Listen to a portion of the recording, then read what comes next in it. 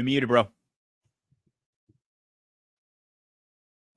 Ah, well, again, once again, good evening, everyone. You started Welcome to early, another man. edition of the Gray Area. I'm Mr. Bennett, joined by my partner, as always, Grooming and Reviews 101, aka the Ghost of Sparta, aka Peter, aka Panagiotis. What's going on, Maya Delphos? What is Yaso. going on, my brother? How are you tonight? I am doing well. I am doing well. Good to be here on this Sunday evening. Finally got some good late spring like weather.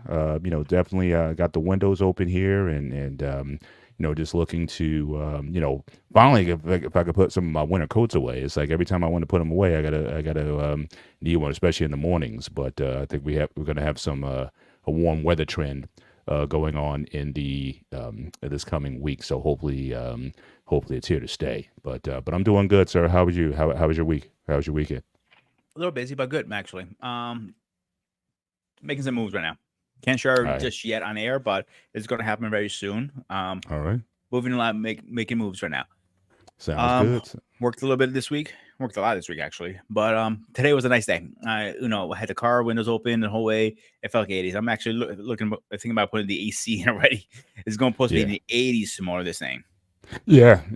So again, hopefully we can get some warmer trend. But again, for everyone who's joining us tonight, again, thank you so much for joining us for tonight's show. Looking forward to a good conversation. As you can see, scrolling at the bottom of our screens, you'll see our cash apps. So again, if you be so kind to support us, we appreciate any support that you give us. But more importantly than that, we also ask you to support the BMU network. So again, we're always looking to give you quality content here. There's shows throughout the week, and so we want to make sure this platform grows. So again, drop a cash app or become a member of the BMU network, and help this channel really get its footing in this space. I think and again, I might be just biased because I am a member of the network, but Peter, I think, BMU, if you look at a lot of the channels that are out there, in the content that they're giving, I think in terms of the depth of conversation, the quality of people that we have, I think this is certainly worth supporting. And I don't see too many guys doing what we do in this I network actually space. agree with the whole BMU network. It's a unique take. It's a different take. We're not doing the everyday. Okay, let's do this because this guy has made it big. No, we're doing it. We're rebels. We do it our way, and a better way, I think, and it works Absolutely. great, I think, and it's going to Absolutely. continue working because we have a good team and we have a good Yes. captain, a big captain, but a good captain. Absolutely. So just don't let him make him do any cannonballs because another clip's coming this way if he does one, and tsunami after that too. Sounds good. Sounds Sorry, good. brother, I gotta get you, man. You know that.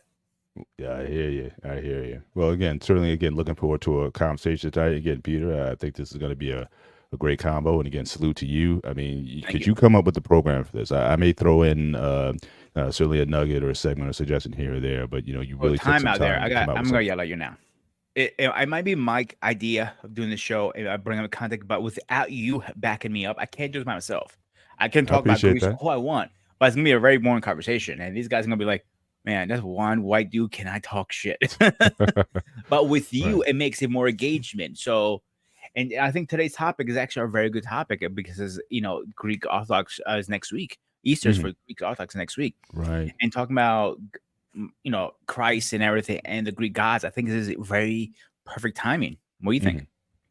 Yeah, I agree. I mean, it's definitely very interesting topic, and there's a lot of history even now. Just the impact, regardless of what your faith is or beliefs Mhm. today, you certainly have the influence is still very present even in 2024, and so just that legacy again worth exploring. Even though we may certainly practice different faiths today, but certainly the idea of exploring that again, like I said, the influence over time. I think that's going to be an enriching conversation. So I do want to mention one thing before we get too deep into the conversation. I want to get this out right now. Hmm. There are some people that do still believe in the gods. Uh, Really? yes, there's a lot of people that even people in this country actually that believe in Zeus, that believes in Thor, that believes in the Roman gods, Mm, Apollo, and so on. interesting. Um, there are a lot of people who believe that. They do go to Greece, some of them, and do a I don't want to say call it service because it's not. Service is more for Catholics, Right. uh, myself and you. Um, their whatever the beliefs call it. I'm not sure the terminology. I don't want to offend anybody. So those who do believe in the gods, they go to Athens, for example, who believes in Greek mythology, and they go pray on Acropolis in Athens and to Athena and those gods. I'm like, Hmm. when I saw that, I was like, really? We're still doing this? I thought we were past that like 2 million years ago. Right, right. But yes, some people really still believe that does exist. And So are there, I guess, are there like not orthodox, I mean, are there like churches, are there institutions, are there, if I yeah, went to they do. Greece right now, are there churches to Not Zeus in or, Greece, but outside Greece. There, I know I was talking to a buddy of mine, I know about 2 years ago, was it? I think, and Mhm. they finally rebuilt the first modern Viking god temple. And Interesting. yeah, I don't know where it was. I was taken back. I looked at him, I'm like, you sure?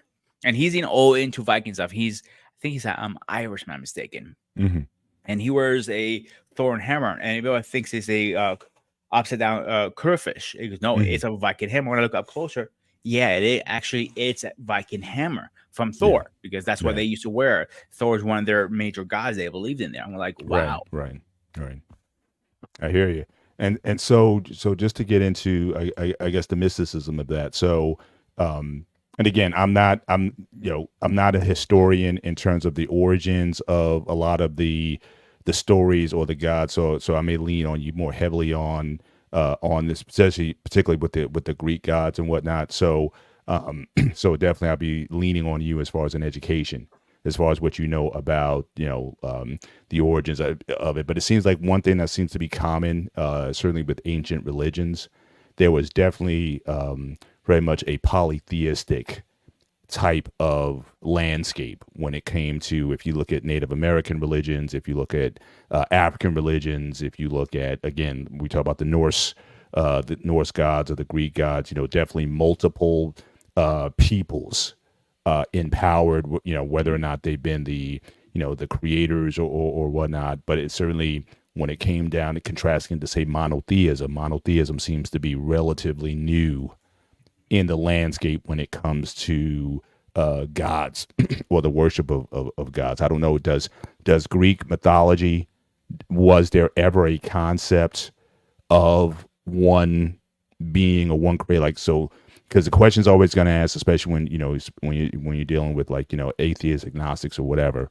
If Apollos and Zeus and all these gods existed, who created them? That's always a question. So, in terms of Greek mythology, is there like an ultimate creator? Does it go to a one figure, or has it always been, how did these beings sort of come Yeah, it is a together? story And then actually behind yeah. it. So best memory serves me. Please nobody quote me to the T on this. Hmm. And then I'm like, I am getting old, and my brain is not the best that has Yeah. been. So the Greek gods were created from the Titans.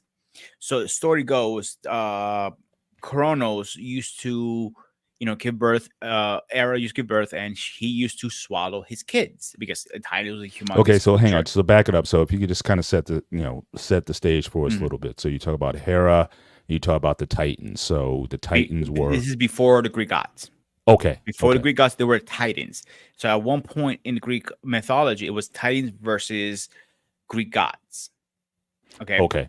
So before the Greek gods were even a thing, it was the Hmm. Titans. You saw Hera was one of the Greek gods who her husband, excuse me, was Kronos. If I may be butchering Hmm. the right names because there's so many different Greek names. So I Right. apologize out there.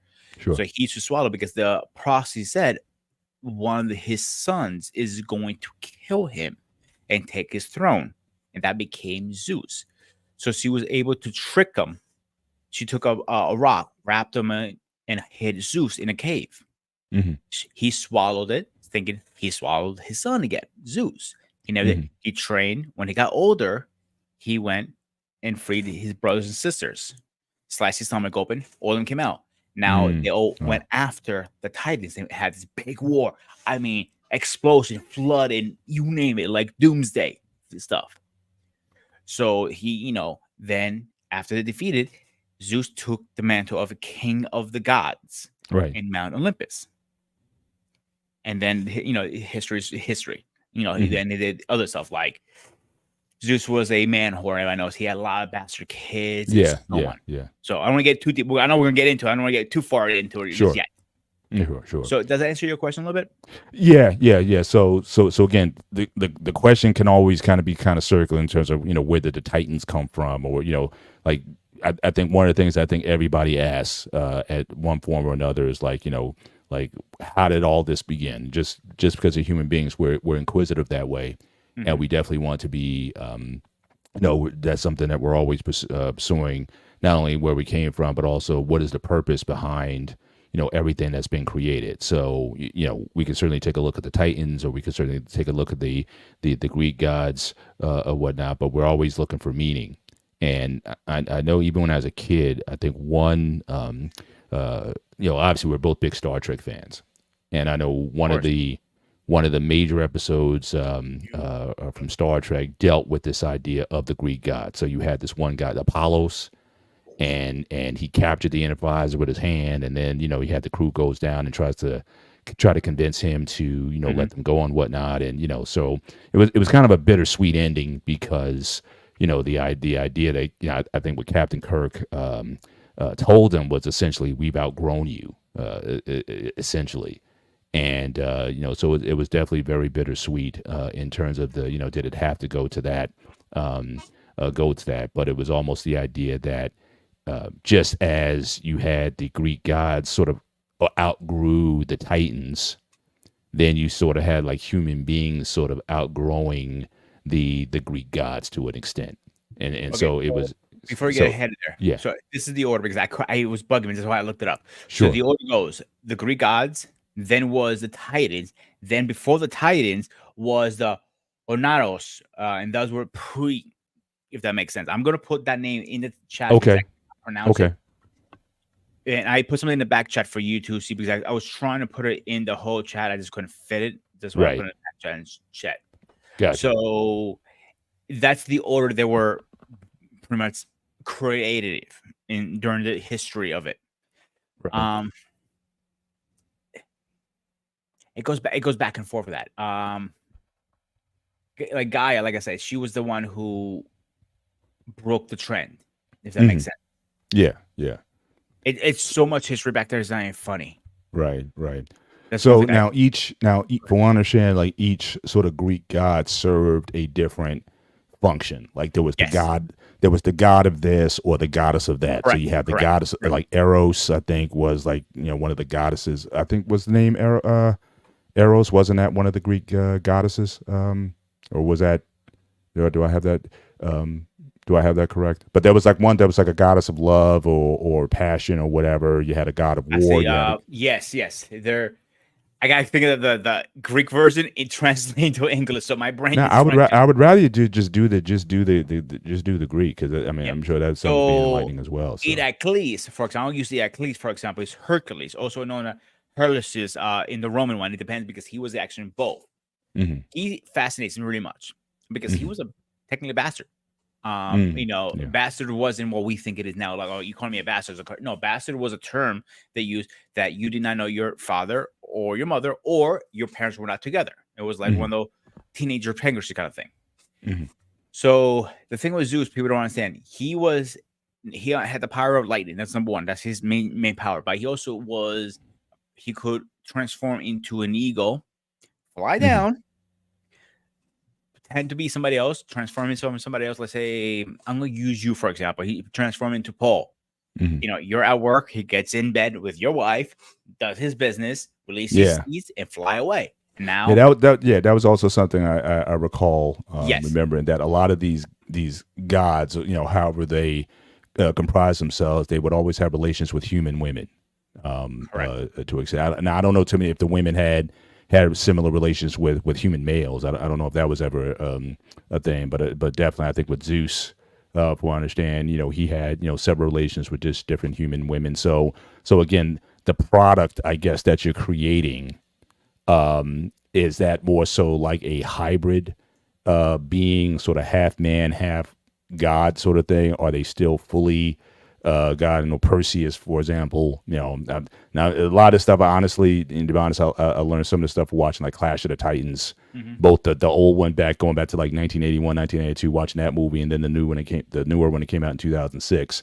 So honestly, a lot of my intro into the stuff came from watching a lot of those classic movies when it came to these Greek gods and such. But but Perseus was considered kind of like a sort of like a half man, half god sort of being. He wasn't super powerful like Zeus and the other gods, but he still had Right. a certain level of abilities that Same thing the with Hercules. average He human didn't wasn't have. that powerful. He wasn't immoral. He was strong as shit. That's what made him so good, because he could go after all these different creatures. Like, man, I keep forgetting the name. The one that you cut a head. Help me out, Paul. Oh, Medusa. No, the one you cut your head. It was they made a Marvel movie out of it. Hydra. Oh, okay. Cut off the head into growing his place. So that's one example there. So he did the nine thing he had to do. So he had to go after each thing. Hydra, go after Lion, because how strong he was. Ridiculous. In real life, they proved he was a Hercules. Obviously, he wasn't a god, right? But he was strong as shit. That's why he was able to fight a lion, snap the neck, and use his wound as armor, because a lion's skin is very strong. Right. So they obviously back then used natural stuff out, and it's fascinating. So what fascinates me here is the order of this. Zeus was the top, but then you had Ares, his brother, one of his brothers. So they were, they had to kind of break it down. So he took the underworld of it.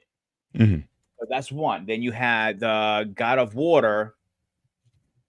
I won't come up with his name right now because I can't remember all these names. Perseus, and that's another one. But Perseus didn't want to take leadership. He wanted to take his big brother handle it, kind of thing.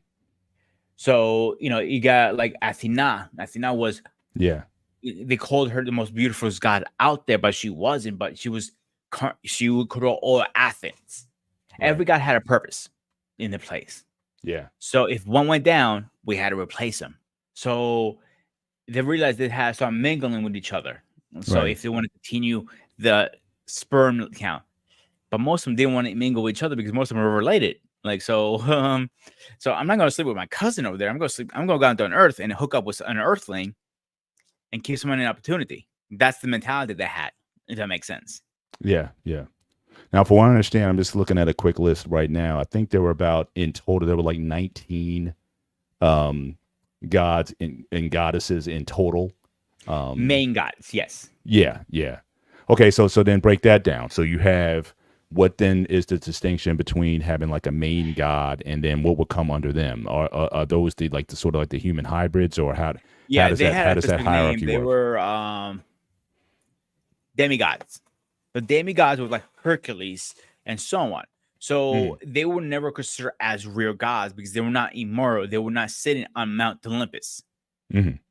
So they would die. They would go down to underworld, and again, they would go back to like Hercules. So here's a great example. Hercules' best friend died.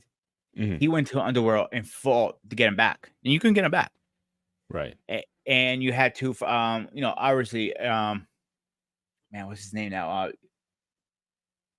Damn, my brain just freezing right now tonight. Wow, I'm having a bad brain night. It's a lot. I'm gonna it's a lot to remember. Keep talking. I'm gonna put something in the chat that I think hopefully will help folks kind of get an idea here or a breakdown. And like I said, certainly I'll be trusting on you to was the king of the underworld. So to get to me, you had to be dead and you had to pay your toll. That's why they always put the 2 corns on your eyes. You had to pay your toll to get into the afterlife. So Hercules literally went, okay, boom, boom, boom, went in there with fist blowing, grabbed his friend and got him out there. And he did that a couple times, actually. He's one of the few guys who did it. Like, I know people give a shit about the show of Hercules. That I'm not talking about the cartoon. I'm talking about the actual series. Yeah, who was that? I forget the actor who played him for all those years. I forget off the top of my head. But yeah, I remember a lot of the show when it was on. And the name is Kevin Sobel. Sorbo. Yeah, Yeah. His show, it was a lot of things he did on the show in 6 seasons. They spread in 6 seasons, but a lot of it was actually very accurate. The way he lived, his wife was murdered, his kid was murdered. He had to do the nine, the nine, trying to think of the name. Nine what was it? Labors. There we go. That came back to me. The 9 labors. He had to do the 9 labors to, for his father to just accept him as his son. He had to do them all. And the 9 labors were taming, killing a lion, the 9-headed Hydra, and we talked about that already. Yep. Central hiding, the bear he had to kill, the single day was the other one, the birds. It is a bunch of these. I'm gonna put this all in chat because it's a lot, and they all have their own way to talk about it. So it one is every Pacific one, but the one to me was most fascinating one he did. It was the Hydra. How he, because at first he couldn't defeat that. It was like coming at him like, okay, I chop what? Oh shit, I got 2 heads now. Oh, I gotta chop the other 2. Oh shit, I just caused a bigger one. I got 4 now. Shit. Yeah. So his labors were a thing, and the best version, I personally believe. Again, you can argue in the chat if you want, and that's fine. Hercules, who played The Rock, who played Hercules, that was the perfect version. The reason is, Hercules was kind of jacked, to be honest with you, a little bit, but he had to, but in real life he had a little belly gut, but nothing crazy. But so having something like that, and back then, Greeks wasn't white as hell like me. They had a little bit tannish color to them, like you were in the sun kind of thing. You know what I'm trying to say? Yeah.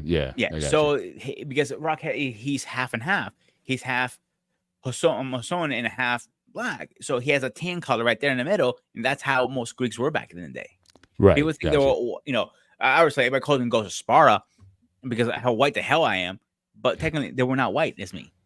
I got you. Yeah. And but typically how the here's a good question, because typically how these gods are presented in terms of the because they all have the statues and whatnot. Do we know like who fashioned them, and how did those figures sort of get accepted? Because it's usually they kind of look like what you would typically call like a lot of the guys look like Greek men. They have the beards, they have the the musculatures and whatnot. So how did that come about in terms of what's your opinion on how these folks are represented, or are they even good representations based on maybe there's writings or scriptures or something in terms of how these people looked that they drew from, or were they basically fashioned in the image of the artisans in terms of their stature and likeness? Who designed the statues? The first question I want to tackle. It is somebody who designed them. I'm not denying that. I don't know the name of my head, because when I was supposed to learn that chapter in history in Greece, I was already shipped to the stateside. So I missed that part. So I want to touch base history, the word history in Greece. So in here, when we learn history in school, you learn about Greek history, you learn about Roman history, you learn about all different kind of history all over the world, even ours. In Greece, you learn one history, Greek. That's all they care about. Oh, really? So you don't take, I guess, world history isn't necessarily something that's, so you only focus on Greek history, which would include a lot of the Greek mythology. That included all thing you learn is Greek history about the gods and the kings, World War I, World War II. That's it. And whatever they have wrote in history books over the years about since Greece was the first established, the first person to go, this is Greece.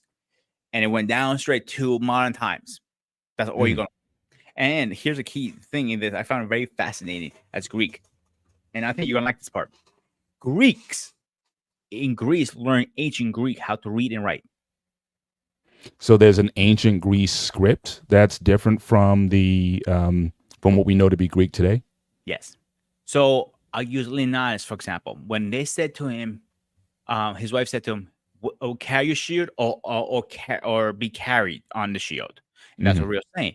the scripter was wrote, I couldn't even read it. I seen the scripter, not in person on a screen. I'm talking about. I'm like, this makes no sense. And I'm like, oh, yeah, you know what? I'm gonna bring it down to my mom because she Mhm. learned Greek. I go, Mom, what the hell this says? She looked at it and goes, that's ancient Greek, Pete. But I know what she said. Then she turned around and called me Malaka on top of that. And she goes, that's ancient Greek Malaka. That's again, I told you that Malaka means a lot of things in our language. Yeah. And she goes to me, that's ancient Greek. I'm like, honestly, I'm saying, she goes, she was 73 at the time. She goes, I'm 73. You think I remember that shit? Yeah. I go, good point. So, and I knew you learned that. Usually you learn that towards your senior year in high school. That is one of the things you have to learn to pass. Yeah. And I'm saying, wow. Like, name me another country that that you have to learn their ancient language to get past high school. Name one that you know of. I'm sorry. Run it by me again. Name what now? Name one other country that you have to learn their ancient language. Like ancient Greek is an ancient language. Name another country that does that besides Greece. Off your head. Well, not in the United States. I mean, certainly there used to be in certain disciplines, Latin was something that a lot of people learned as part of curriculum and whatnot. That was decades ago, if not because a lot of the text, especially when you talk about like the Bible, for example, the Latin Vulgate, for example. So learning Latin, which was certainly a root of a lot of the Romantic languages that came out of that and ultimately, German and French and all those languages came from that. So in order to read a lot of the ancient documentation, I think learning Latin was something that used to be like a requirement of curriculum in colleges. But you're talking about like going back to like the 1800s and things of that nature. I don't know in the 20th century if Latin ever became like a mandatory topic. But outside of Latin, I don't know of too many languages where people had to have that in the curriculum. Like when I was in school, you learned you had your option. You could take Spanish, French, Italian.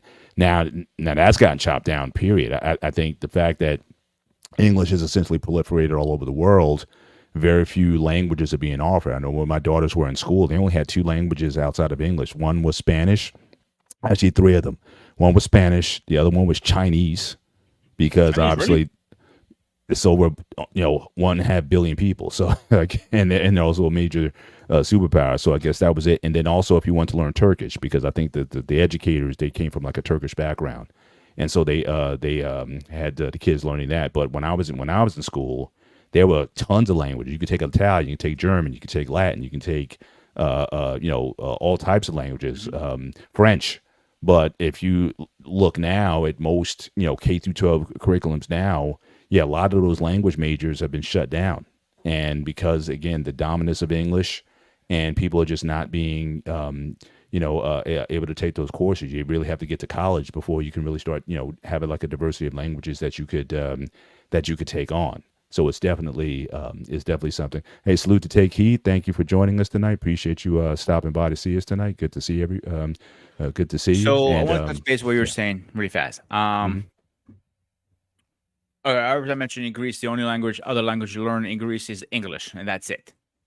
Here, when I was in high school, the only 2 languages that I had option from was Spanish and French. Don't ask me why French. Mm-hmm. So that's why to me it was a little weird about that. But I was able to get out of it. The reason I was getting out of it is a little funny story. My mom, typical Greek woman, she learned I'm going to learn Spanish and French. She goes, not in this fucking house. And she starts throwing her arms. And I'm like, you are Greek. I go, no shit, Mom. No, I'm Greek. She doesn't call you. She doesn't call you Greek. She puts the syllable on it. She calls you a Greek. Pretty much. You're doing it better than I can. I gotta give you credit that one. So she uses that 2 syllable on you. Yeah. So long To story short, give an update, sorry guys. Go for it. Mention what country that teach their ancient language. There are multiple African countries, including Nigeria, that force people to speak their ancient native language. Now, if you're from the southeastern, it's more likely is Yoruba. If you're more the southwestern, it's more likely Igbo. Same thing with the north, it's more likely Hausa.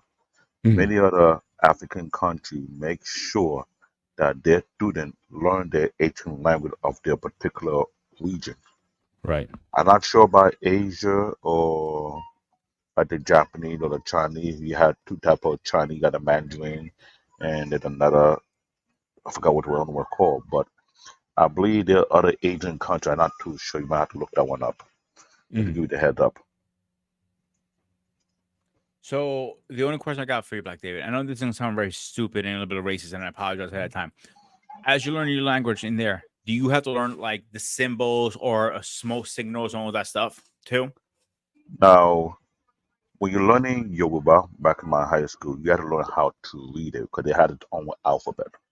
So the Just like alphabet, so it's not your alphabet is not Latin in origin. It's a totally different no, script.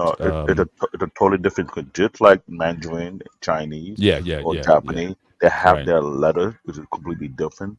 The Yoruba alphabet is way more than 26 letters. I recall going to that scenario. It was not that simple, but I had to learn it. And we had to Hmm. practice it over the period of time. Hmm. That applied to every African, especially people from Ethiopia. Right. They have to learn their ancient language. So that's been known because every school has to teach it. It's like Major. yeah, it's not only a major, you have to pass it. You don't The pass same it, you thing in don't Greece. You graduate. have to pass it. You had no choice. You know, you don't pass it, you fail. Simple. And you want to be the one kid that fell out of high school. So when you ask that question, it's kind of like a very tough question to ask because someone had to go back to their origin of their country and find out if that language they have is actually the ancient language or the language before that.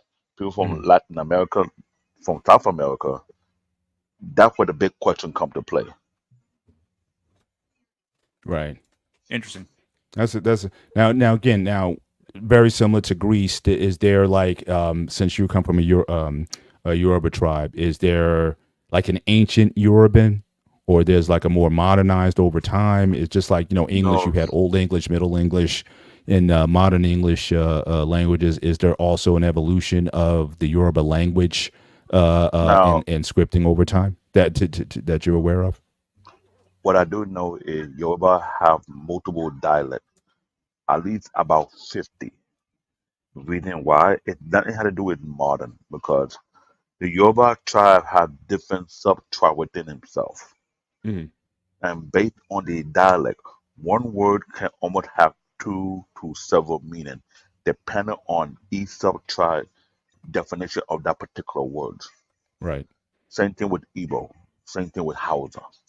It was just that we were part of the British colony, so English more like the universal language that everybody have to use, compared to Burkina Faso, Mali, Niger, Senegal, Ghana, and a few other African countries. They were part of the French colony. French was forced upon them, but they have their own native language. Hmm. Yeah. That's the difference. So I can Gotcha. tell about my own country because Yoruba is considered a requirement to pass. Any other Ah, language okay. beside that, unless I go to the southwestern region, I will have to learn Igbo.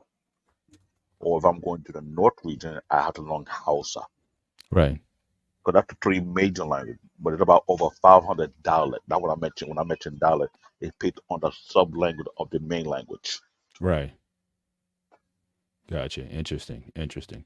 Now, is there in native Nigeria, was there a time? I guess let me just ask you this. I know the topic is God's tonight, but it was there a time when Nigeria was like one people, and then they just kind of dispersed into the different tribes and nations at one point? Were they unified at some point, and did they worship under the same God at some point? This is obviously before Christianity came to Africa or any other religious influences, but just from your knowledge and understanding, what do you know of ancient religious practice? I know probably Ekene might be the person to talk about some of this since he's more I into think the. Ekene will have a deeper understanding because when I spoke with Ekene, I was being brought to my attention. Nigeria was not existing. There was actually five major kingdoms. that Yeah. run Africa, and Africa Mhm. wasn't the original name. It's just that the British and the European Legion divided the country. Yeah. Nigeria, as itself, due to present time information they found, was a business hub where they were Yeah. selling not only slaves but also selling mineral and resources. Right. So among the Yoruba, we have Shango. Shango was a Yoruba god, but the thing that he was a human being. He was called a god due to the supernatural ability he was portraying. And if I'm correct, Shango is a mirror image of Thor. Okay. If you understand what I mean by that, Shango control lightning. Right. Oh, same thing with Zeus, for example. Right. Bingo. Now you just might have just opened up a can of worms, because there has been the discussion, and you know how black people are. Everything goes back to Africa. I So know. whether I know. talk about Christianity, whether talk about anything else, everyone says everything is a sort of a carbon copy of something else. So they say if anything having to do with God, it started in Africa first, and somebody then copied that, and it went to this place or another one. So who knows? Is it possible that the Norse gods maybe took the concept from the deity that you're talking about and sent it to Norway? I don't know, but that's always, like I said, we're always in pursuit of the origins of something and That is and a very influence of something. that is a very good question because I saw a few TikToker who are historians, they were having that debate that it could be the case that they copied some of the African god origin and made it as their own. I'm not too sure. I'm not Right. sure who had it first. I would say Ekene, who is the true traditionalist, Yeah. he may Yeah. have a better understanding of these history better than I do because I think Right. you have to reach out to him and have a part Right. two about the gods conversation Right. because there's a lot of African god that people will only know about and talk about it. They got it from their family because it's That is considered to true. be. Most families do pass on from generation to generation. Like I learned There you most of go. this stuff through my family, believe it or not, and school too, about family more than anything.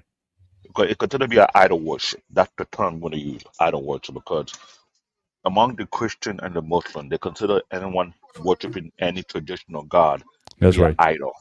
Mhm. So that is a whole different ballgame. I mean, know of a few Nigerian gods, the Shango, the Orisha, I forgot what the other one is, but if I remember, there was more than 7 of them. And they're all based on past rulers who had supernatural power. They were doing certain things and during that time that considered to be out of the norm. Mhm. That's the issue. So I may not know it in detail. I remember I did that part in history in high school, and it was confusing to me because you had to list each god based on what region of Africa they reside from, Right. and who do they control under their thumb, like me, which tribe, what under their lineage. Mhm. Yeah. You know what I'm Yeah. saying? Right. Right. Right. So that's a Now, very deep question. right. Now, Black David, I put a slide in the back. I don't know if you can I'll, see it. I've been trying I to can see present it. it and see if you can throw it up. So I just wanted to kind of give some scale to some of the conversation that we're talking about tonight. So I decided to just quickly, as we were talking, put a quick slideshow together of some of the, I guess, more known gods. So since obviously we started out talking about the Olympians and we talked about the major figures. So this is some of the family tree grooming that you were talking about, and certainly you're free to make corrections to it. Again, I just kind of snagged this just to kind of get a sense of it. So we see the people at the top, like you said, Guy. I think I'm pronouncing that right. Gaia, is that the right? That is actually right. Only thing I would correct of that, her husband was Kronos. That's the only difference. Kronos. Okay, Yes, not Uranus. yes, that's correct. I think Right. Uranus was the Roman version of it. Okay, got it. So you have those two, and then I guess they had some, and then through that union you got Zeus, Hera, Poseidon, Hades, Demeter. Is that, or Demeter? Is that, how do you pronounce that one? Which one? Demeter, Demeter or Demeter? Demeter. That says Dimitri, actually. Dimitri. So yeah, Okay. I know we had no guy named Dimitri. So I will look which one you're looking at right now. Give me Right. 1 second to find one. Gotcha. And then you had again Zeus and Hera. I guess they got together, and again you get Ares, Hephaestus.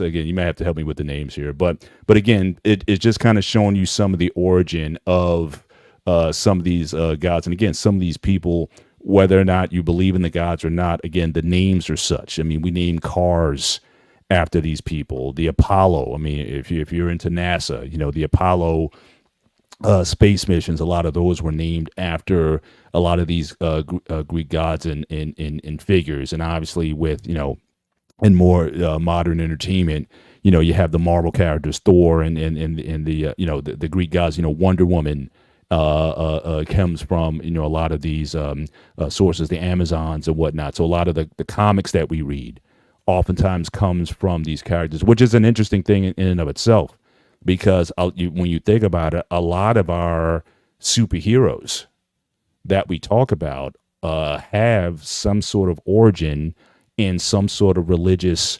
background of some kind. So whether it be, again, with the Asgardians in the Marvel universe, the Olympians in like the Wonder Woman universe, even when it comes to Superman, that draws very much from monotheistic religion, the idea of the Father sending the Son down to earth to be benefit of mankind. That's a very Judeo-Christian type of sentiment of belief. So a lot of in a lot of ways, you could say that the comics that we follow today oftentimes draw from these religious themes, and a lot of the themes certainly in those comics dealing with the battle for good and evil and the figures that you're going against.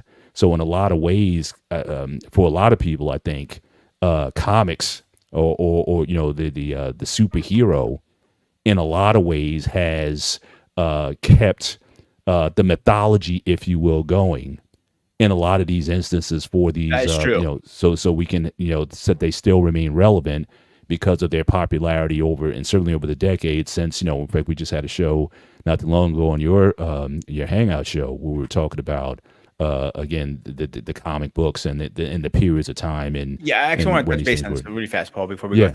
too far. Mhm. Okay, so comic books were my expertise, and Greek gods another expertise, man. Okay, so let's do Marvel MCU for 1 minute here. Mhm. MCU does have a lot of Greek gods. I believe it was the Last Avengers or Last Thor. I can't remember. Last Thor, that's what it was. Last Yeah, Thor yeah. shows Thor meeting Zeus, and Zeus was terrified of Zeus. I mean, Thor was terrified of Zeus. Yes, they made him a very comedic role. Right. In real life, he was very fearful. He Mhm. was worse than Thoris. It was actually the other way around, but I'm not gonna get into that little details. Now let's use DC for example. Wonder Woman. Wonder Woman Mhm. is the whole Amazon tribe is based off a Greek story. It's not real. Right. It's Right. based off Right. it. Zeus is in it. Hercules is in it. I cannot tell you how many characters, excuse me, is Zeus is in it. Let's go Mhm. to Spartans, for example, 300s. 300s, we know Spartan 300s is a real story. Frank Miller used that story, twisted it around a little bit, and made a Mhm. comic book off a basic true story. Some Right. he took from facts, A to A, didn't change it. Some things he go, oh, let's tweak here, because this is a comic book. I can do whatever I want with a comic book. Exactly. Yeah. Even with 300, the rising of the empire, that is completely made up, but he used the baseline. Yeah. Spartans. Right. So as much as you want to say, Greek mythology is kind of dying out, I'm going to disagree with everybody was saying that because it's a big part of everything still.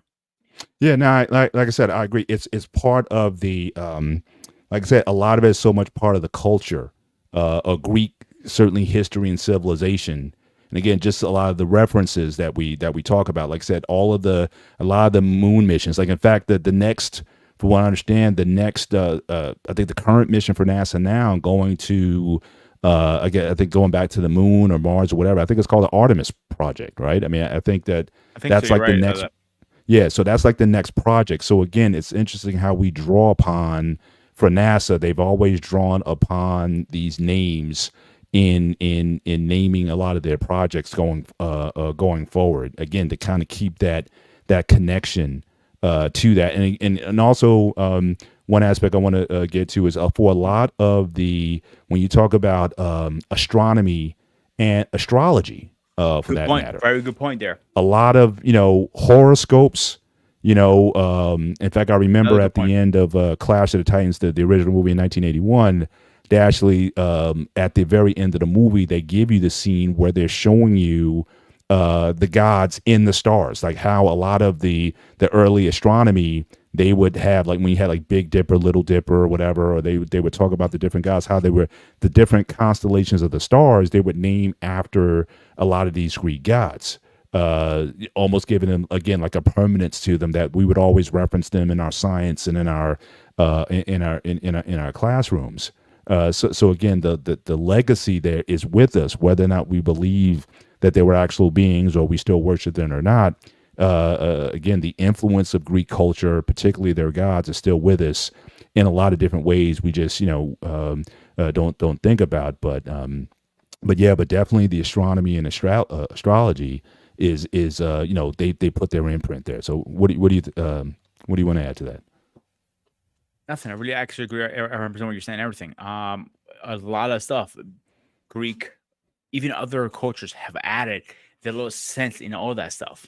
Mm-hmm. So I think that's how we connect, and that's where we find the gray area today. Definitely, is Yeah. okay. Yeah, Greek might start the most of this mythology. I would say that maybe a little biased, but Right. it all connects the dots. If you look at all these different cultures that had gods in it, Zeus equals to oh man, what was the Viking god Odin. What, Odin? Yeah. Yeah. In fact, let me just kind of go through here. So I put a few slides together. So again, if you look at Norse mythology, and again, this is a pretty complex as well.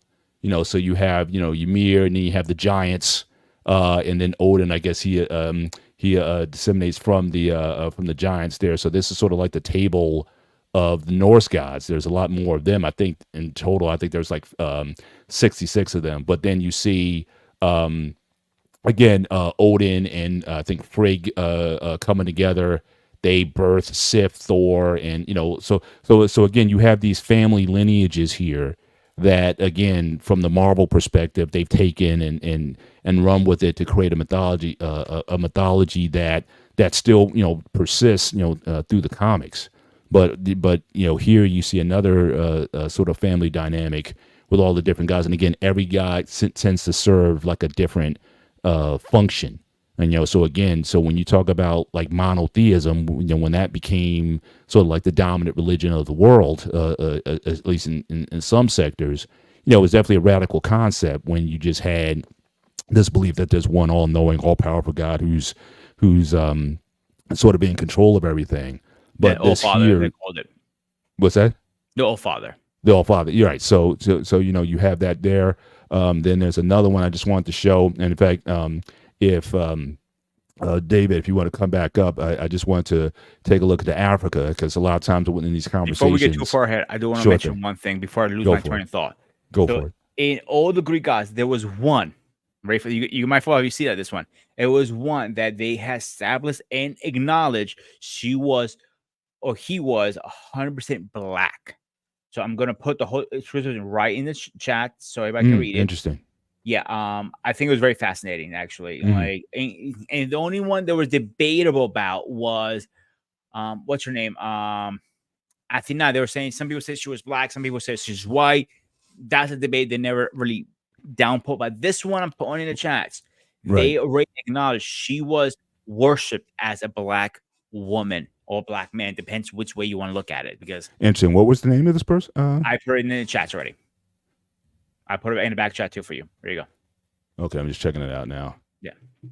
Oh, so Erebus? Yes. Or Erebus. Okay. That's how I pronounce it, at least. Right. Yeah. One of the principal primordial gods of the Greek creation. He is the son of Chaos, who is the mother of Eurebe's wife, Nyx, the personification of night. Yeah. So this person's So always been the reason I say he or she, because depends how you look at it too. Because Athena, for a man, oh, that's a Greek name, but some Greek women say no, that's a man's name. Back then, now we have I've always thought of established it Athena as different. being a female. Yeah, at I least always thought it was a always female, and when I heard that, I was like, and that's an argument they've been opening lately. I think it's more with the whole LGBTQ kind of thing, opening up worms Right. that they're putting their hands in. Again, I always thought of I've always thought of Athena, Aphrodite. You know, like I said, there were certain ones that you always associated I with personally being think female. it's the LGBTQ putting their hands in where they doesn't belong, and if I need to chop some hands off, I will. Gosh. Moving on with the show. Again, I want to move to the again, there's some African deities here. So again, Black David, if you want to comment on some of these, so there's even in Yoruba, there's an Ishu, trickster and messenger god. There's different ones that are here. Ogun, again, also Yoruba Olorun, as well. So again, if you want to comment on some of these that you may know of that you learned about, I mean, but I just wanted to share this because I don't think not too many people know. I want to ask you a question really fast. As a native African, you see one common line between Greek and African right now? Because I see it right now. I see it a lot because, for example, Allah, that's Igbo, Nigerian, mother goddess, ruler of the underworld, goddess of fertility. That is where that's like Aphrodite, isn't it? Isn't Aphrodite? This is where where my answer is going. That's what I was looking for. Okay. I was going to say, I apologize, Dave. I'm cutting you off. I apologize. We might have different names. Maybe the pictures are different, but what the powers were or what we believe they were, they're very similar from Greek, Roman, African, or whatever. Have you realized that? Yeah, I know. That's why I was asking the question earlier. It's like, is there an origin? Who came first, or were these inspired, or if they all emanated around the same time, then is there something else going on in terms of how this was revealed? Did they all receive, whoever the founders were or whatever, did they all kind of receive a vision of a common entity that just manifested itself in different ways in the different countries or the nations or whatever? I mean, that is the best way I can re-answer that question, and this is maybe again a little biased again. You got to figure out which civilization was this founded first. I can't pronounce that goddamn word. Which one was founded first? So the arguments are going between two ones right now. Again, which historian you want to believe in? Some say Egypt was the oldest we have dated back. Some say. Speaking of that, I do have a slide for that as well. No, so again, so again, you have these, again, Egyptian gods, and there's a couple that are missing. I know some people today. I think Ma'at, is also one of the ancient Egyptian gods that even I know people today, sort of they've left, the modern Christianity, whatever, and went back to more Afrocentric worship practices. So that's one that people have decided to adopt as well. But you have these entities as well. But again, as you were saying, there's different.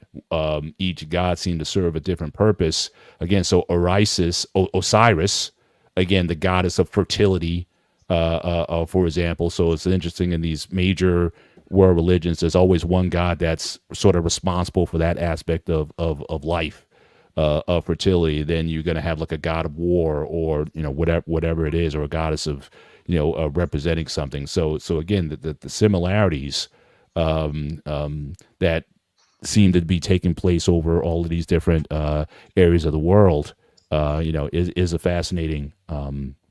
Is a fascinating discovery, at least with the way I'm looking at it, because I never quite put all these together and started looking at it in this sort of cross comparison type of way. But go ahead, Dave. I know you were trying to get in. Go back to the slide for the African god. I want to pronounce the name properly. Ama, which is Dogon from Mali, supreme god. I'm not too familiar with that. Kang, which is the Bushman Southwestern Africa co-creator god. That's not known in Nigeria. Eshu, Yoruba, trickster, messenger god. That is kind of known. Katonda, that is Buganda, East Africa, creator. You see them to say creator God, father of Yeah. God, king Right. of judge or universe. How Mm-hmm. is Kantunda and Kanga not almost the same? That Mm-hmm. where the contradiction come to play. Mm-hmm. Yet Kibuka, that's the same area, Buganda, East Africa, war god. Leza, that is Batu, Central and South Africa, Mm-hmm. creator and sky god. That Mm-hmm. is based on a particular tribe that migrated back and forth between Bantu, Central and South Africa. Oh, okay. Mu Mujaji is Levido, South Africa, rain god. Mm-hmm. Nyame is Ashanti, Akan, and Ghana, creator god associated with the sun and the moon. Mm-hmm. Ashanti was another name for another god. I don't know why. I think if I might be wrong, but I heard say Ashanti was another name for an African god. Mm-hmm. Ogun, Yoruba, West Africa, god of war and iron. Ogun was not actually a god; it was a man. But Mm. because he shows supernatural power, they call him a god. Now here where they Okay. come to play. Olorun, the word Olorun in Yoruba means God. So I'm not sure if that's actually the sky god, supreme deity. It Mm-hmm. could be Shango that we're referring to. I'm not too sure. Right. Because I remember before, like I said, we had to study all the ancient Yoruba gods, Mm-hmm. and there were a good number of them. So you only got Right. a certain list. But when you notice, certain people consider the creator gods. We Right. had three creator gods there. We had Kang, we got Katonda, and you have Leza.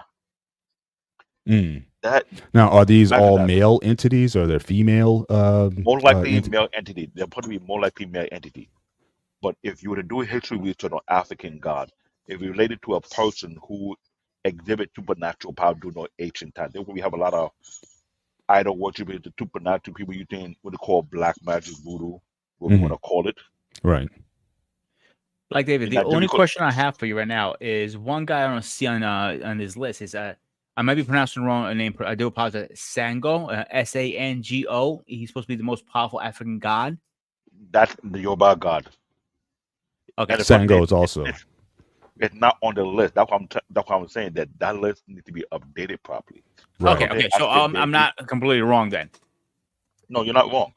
'Cause I remember, For like I once. said before, there was a show back then, 2 or 3 years ago, called The Grapevine. They talk about all the African gods and their worship that people have to do, the traditional worship. But it's really, really supernatural, not something to mess around with. And that's why they were trying to tell a lot of the African Americans to be careful what you try to indulge into because it's not something so simple. Oh, I could do that, no big deal. No. It is passed down to multiple generations. Some people walk away from it on the danger that come along with it. Right. Well, I think a lot of that comes from, again, for certainly for some, especially African Americans, I think a lot of them um, uh, sometimes become disenchanted. I think with a lot of the Judeo-Christian Hmm. expression, particularly when it comes to the dark history, slavery and the slave Bibles and how the how the religion was basically manipulated And to I to get white it people. Yeah. So, because yeah, the book actually, going out on I can kind of understand that people, but again, even when I was in college, I know there was, especially from a Pan African type of perspective, there was this desire to reconnect, so to speak, with African roots, and so a lot of that also included the worship of African gods and reestablishing different ancient practices and whatnot as a way of like I said, just that reconnect. So I think a lot of the culture certainly I think drove a lot of that desire to want to have a different expression. But you can go ahead. I would say that's totally correct. You're absolutely correct. 'Cause they have been going on for multiple decades. A lot of people from the US, from the UK, were coming to Africa to learn their origin or their root about the ancient African god. There's a lot of people in Africa who are considered the real professor of this type of culture because they understand the history and the information that's been passed down to multiple generations. The problem is, as you delve into it deeply, it's not something so stupidly engaging because when he mentioned Shango, I remember Shango. Shango and who else? I forgot. There were two particular guys who were battling back and forth. They say when they were fighting, they created the River Niger. That was the folklore behind it. Hmm. And that it's only if I could. I would can I go to around right now because he can explain it better than I do because he the traditionalists. I have walked away from that because it was kind of scary. Then Yeah. I'll be honest, it was kind of scary for me because when you let all the African gods in there, you start to question yourself like, no one of the now one of the Africa is so different because the Yoruba tribe have moved between three different countries: Nigeria, Niger, and Benin. Right. You find the Yoruba tribe in those three countries. Hmm. So, Black David, I And want to with jump in really fast. 1 second. They have two documentaries that call. One is called African Gods. hmm Don't know if anybody seen it. Came out 2022, and there's another one on Netflix called African God Nigerian. So I was Netflix one I'm gonna watch. I already added to my stuff, but definitely if you have time, check those out. I'm not sure how accurate they are. are they on Netflix? One is yes, the other one I'm not sure. I'm still trying to find it. Let me know where it is. I can look it up and I take Yeah. my time to watch it. I can document Right. it because, The like the I one said, that says African Queen and Engineer is on Netflix. The other one, African Gods, I'm still trying to track it down. Once I track it down, I'll let you know. Right. we do Like we David, do can you that. actually put the slides up? I think I did an update. If you want to comment on this one, maybe this one might be a little bit more clearer. So again, so this is a list. Okay, Again, that these are nah, from correct. Yoruban Ol- gods. Is Olo- this? Olo- Olodumare, Supreme Creator. That's what it is. Olorun, ruler of the heaven. That's correct.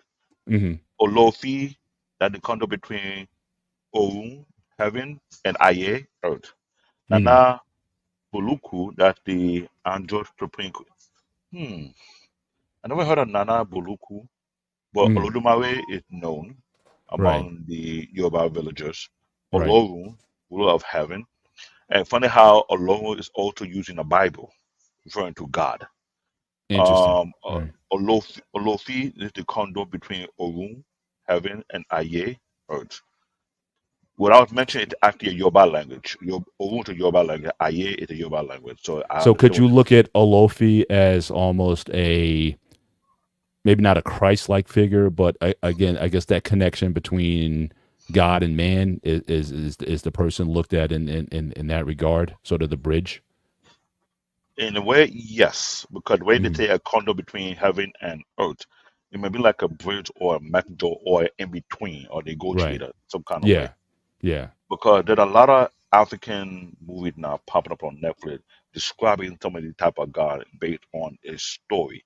How one in particularly he died, but he ended up coming back like a god, and he was kind of like don't want to let go of his own people. There's a lot of folklore in Africa that I have missed or haven't come across. So I think this is a very interesting topic to indulge into to get better Right. clarity because Right. Now we're ending I with here. actually had yeah. I actually had one more.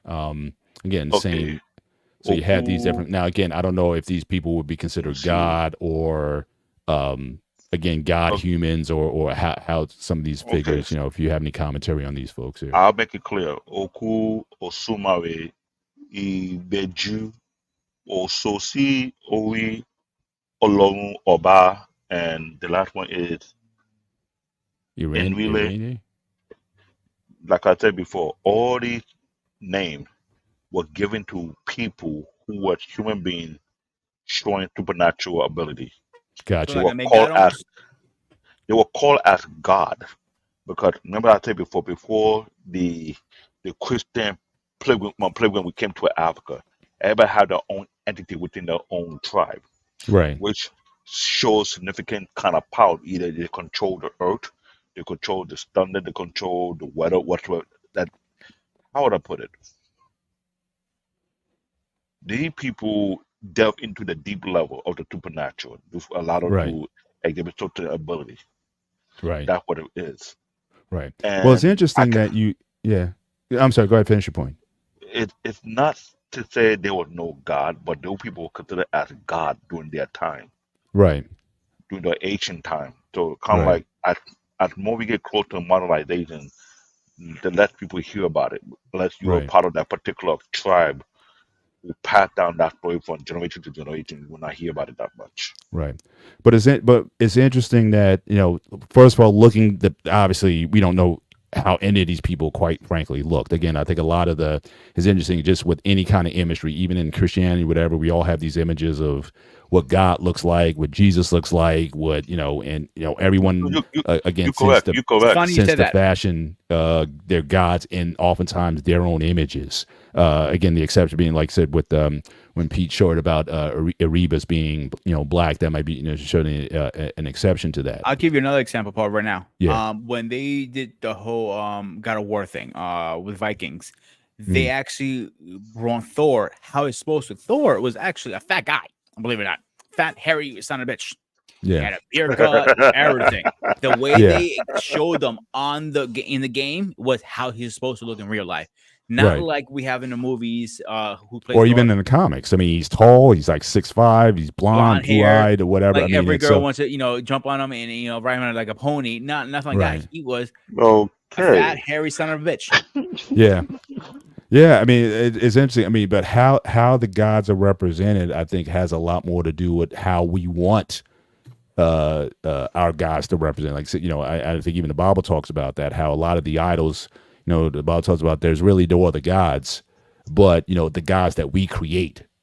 So again, we want our gods to have certain features. They want us to look in certain ways. Again, a lot of the Greek statues that I've seen, a lot of the Greek gods, they're all muscular. They're all like got ripped 6 pack abs That is so correct. and muscles and things of that nature. The women, they're naturally thin and have those feminine lines, dainty lines, and things of that nature.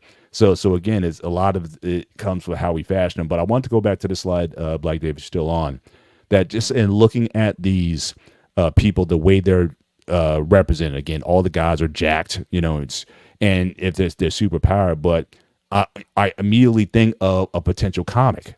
Now, again, Marvel created Black Panther, and we got the Wakandans or whatnot, but it almost seems like if these are beings who weren't necessarily gods but supernatural beings, someone can very easily take these people and literally make a line of comics out of them if they wanted to. They could say they could be mutants in the X-Men vernacular, or they can be a certain race of beings that are protectors of Africa. But you could see these people being fashioned. As I said earlier, a lot of our superheroes are based on a lot of these mythical beings, whether they be gods or hybrids between God and man, or whatever it is. A lot of how these traditions get passed on is through, in the modern parlance, is through these superheroes. So I could just imagine someone creative enough to come out with a new comic book series featuring And these people. This could be like a league of I'm glad you said like a that. Justice League. This could be like the league of protectors, and run with it. And I would just be curious to see, just as we've seen the success of how Greek and Norse gods, and like I said with the Superman mythology, how would that factor, would people be drawn to that if someone decided to take these figures and make them into something that is more tangible for modern I'm glad you mentioned audiences? that. There are a few Nigerian and African have been working on that particular project for the past 5 to 6 years, Hmm. and they have been trying to get investors to jump onto it. As of lately, for some apparent reason, there have been an increase of investors want to partake in these African folklore movie or animes as well, so to speak. Yeah. So that's what's going on. I recall that Disney did their own version of a Nigerian animated movie, and I'm not. I haven't watched it yet. I'm not ready to judge because anything concerning Disney, I don't trust. Hmm. But anything outside Disney, there are people working on multiple projects as we speak. When it will come to air, I don't know.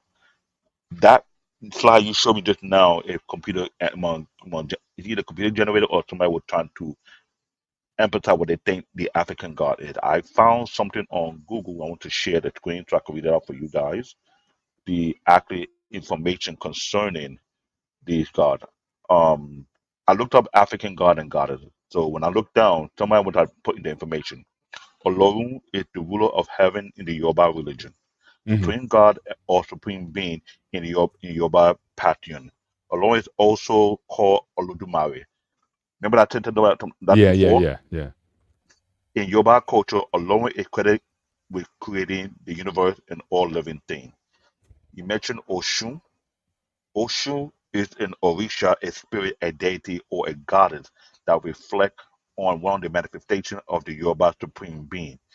In the Ifa oral tradition, keyword Ifa, that's one of the sub-tribes in the Yoruba tribe and Hmm. Yoruba-based religion of West Africa. She is one of the most popular and venerated Orisha. Oshun is an important river deity among the Yoruba people. Hmm. It is, hold on, um, Peter says Shango. Yeah, yeah. Shango is an Orisha in Yoruba religion. Hmm. Generally speaking, Shango is the royal ancestor of the Yoruba as he was the third Alafin of the Oyo kingdom. Remember that I tell you the person. Right. That's what we refer to. Prior to his promoted deification, Shango had numerous manifestations, including Aira, Ogodo, Afoja, Lube, and Obimi. He is known for his powerful double axe. Right. That's So yeah, that's one double of them. X, just like Oroku. Stormbreaker, I guess. I don't, Let me see the information again. right. Something like that. Something like I that. have a yeah. I Something have a that not question for be you good. guys. Yeah. Go ahead. All right. So Axe. one thing that I'm seeing with, regardless of the place, so we looked at Egyptian gods and goddesses. We've seen Nigerian gods and goddesses. We've seen Greek gods and goddesses, and we've seen Norse gods and goddesses. But when it comes to monotheism, we basically see one god, and that god is typically referred to as masculine, as we refer to him as he or him for the most part. But I find it interesting that in these spaces that we've been talking about, there's been a lot of discussion in terms of like the role of a woman, in terms of being, a helpmate to the man or whatever, or that women aren't seen necessarily as leaders or powerful beings or what have you, at least in the monotheistic representations, at least from what I've been hearing in a lot of these spaces. Now, again, there's debate over that. Some folks don't think that women should be in the pulpit necessarily, but a lot of times in these ancient gods, you had female deities that were certainly respected, worshipped, feared, had abilities. So it seems like in a lot of these ancient religions, it seems like there might have been a bit more parity between the And sexes in terms of how they're represented, and maybe that may be manifested in terms of how men and women see each other. I've heard a lot of conversation about African culture where the man and woman isn't like, the man isn't superior to the woman. They're like, they're dual in their roles. And a lot of times that comes from how they view their gods. So I'm just wondering, based on what you've been sharing and based on what we've been sharing tonight, what do you think the fact that these folks had these female goddesses, what impact do you think that may have had on how men and women saw each other in the culture and societies back then? So with the Greek side of it, I could say Athena was known as a warrior. Mhm. She was one of Even the more, top yeah. warrior. Right. But you also had the other ones that was one of the female gods were known as the sex god. Like you always, Yeah. if you couldn't, have kids, you always pray to the sex god. That's a Hermaphrodite. Hamidani. Yeah, yeah. So you pray to her, like, or if you were looking to get, have great sex, you pray to her. So sex was looked completely different back then. You gotta keep that in mind also. Mhm. So I want to say females would look differently, but they did in a way. Like I won't say they were looked down upon. I think they would look more like, can they keep up with us, kind of thing. And that's where Athena came in, and the other ones came in. Oh, the chicks can actually fight. She can actually kick some ass. Oh, she can kill some people in the process. Holy crap, she's actually that powerful. We named the whole city after her. Nobody used to go near Athens for a reason. People were scared of her. Right.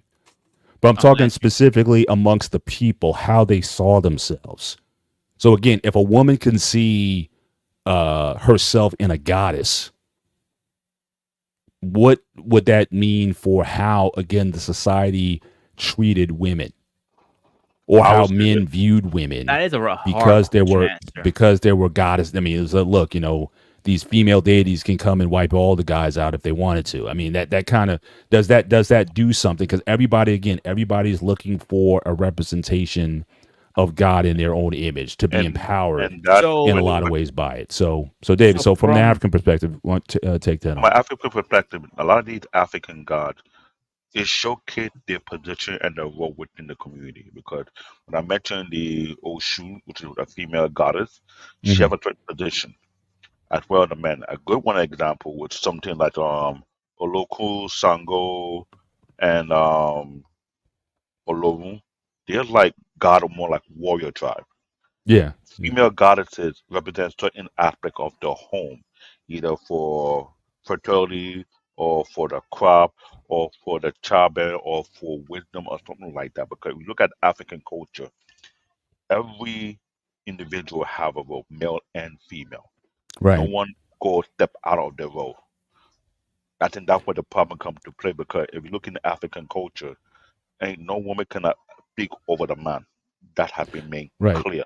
But even amongst the gods, there was never a goddess of war, or a warrior class, No, I like the Valkyries out of the Norse tradition, for example. Were there ever goddesses that I were wouldn't be warriors as well? I wouldn't be sure. There were female warriors who Mhm. have been considered as a god because they stepped out of the norm. Like Right. Queen Amina. Queen Amina was a warrior queen Hmm. who at the time they did a movie about her on Netflix. How her father want her to be married or to a suitor, but instead she want to be a warrior herself. A few females step out in those type of role to protect their own people, but wasn't considered to be God. But they were called to be a God, but wasn't a God. They didn't have anything supernatural. There was Right. one God I looked up, which is similar to the Greek God, and I'm sure people will understand that here Olokun is the Orisha spirit in Yoruba religion. Olochu is believed to be the parent of Aje, the Orisha of the great world and of the bottom of the ocean. Oloku is very at the ruler of all body of water and for the authority over all water deity. Who that sound like Hmm. to you? oh, I know who it is already. Yeah, is that Poseidon, or It's is not, that? yeah, that's what I Bingo, was saying. Yeah. That bingo. And I looked it up and they say that's what we're referring to it. Oloku is the Poseidon of Yoruba God.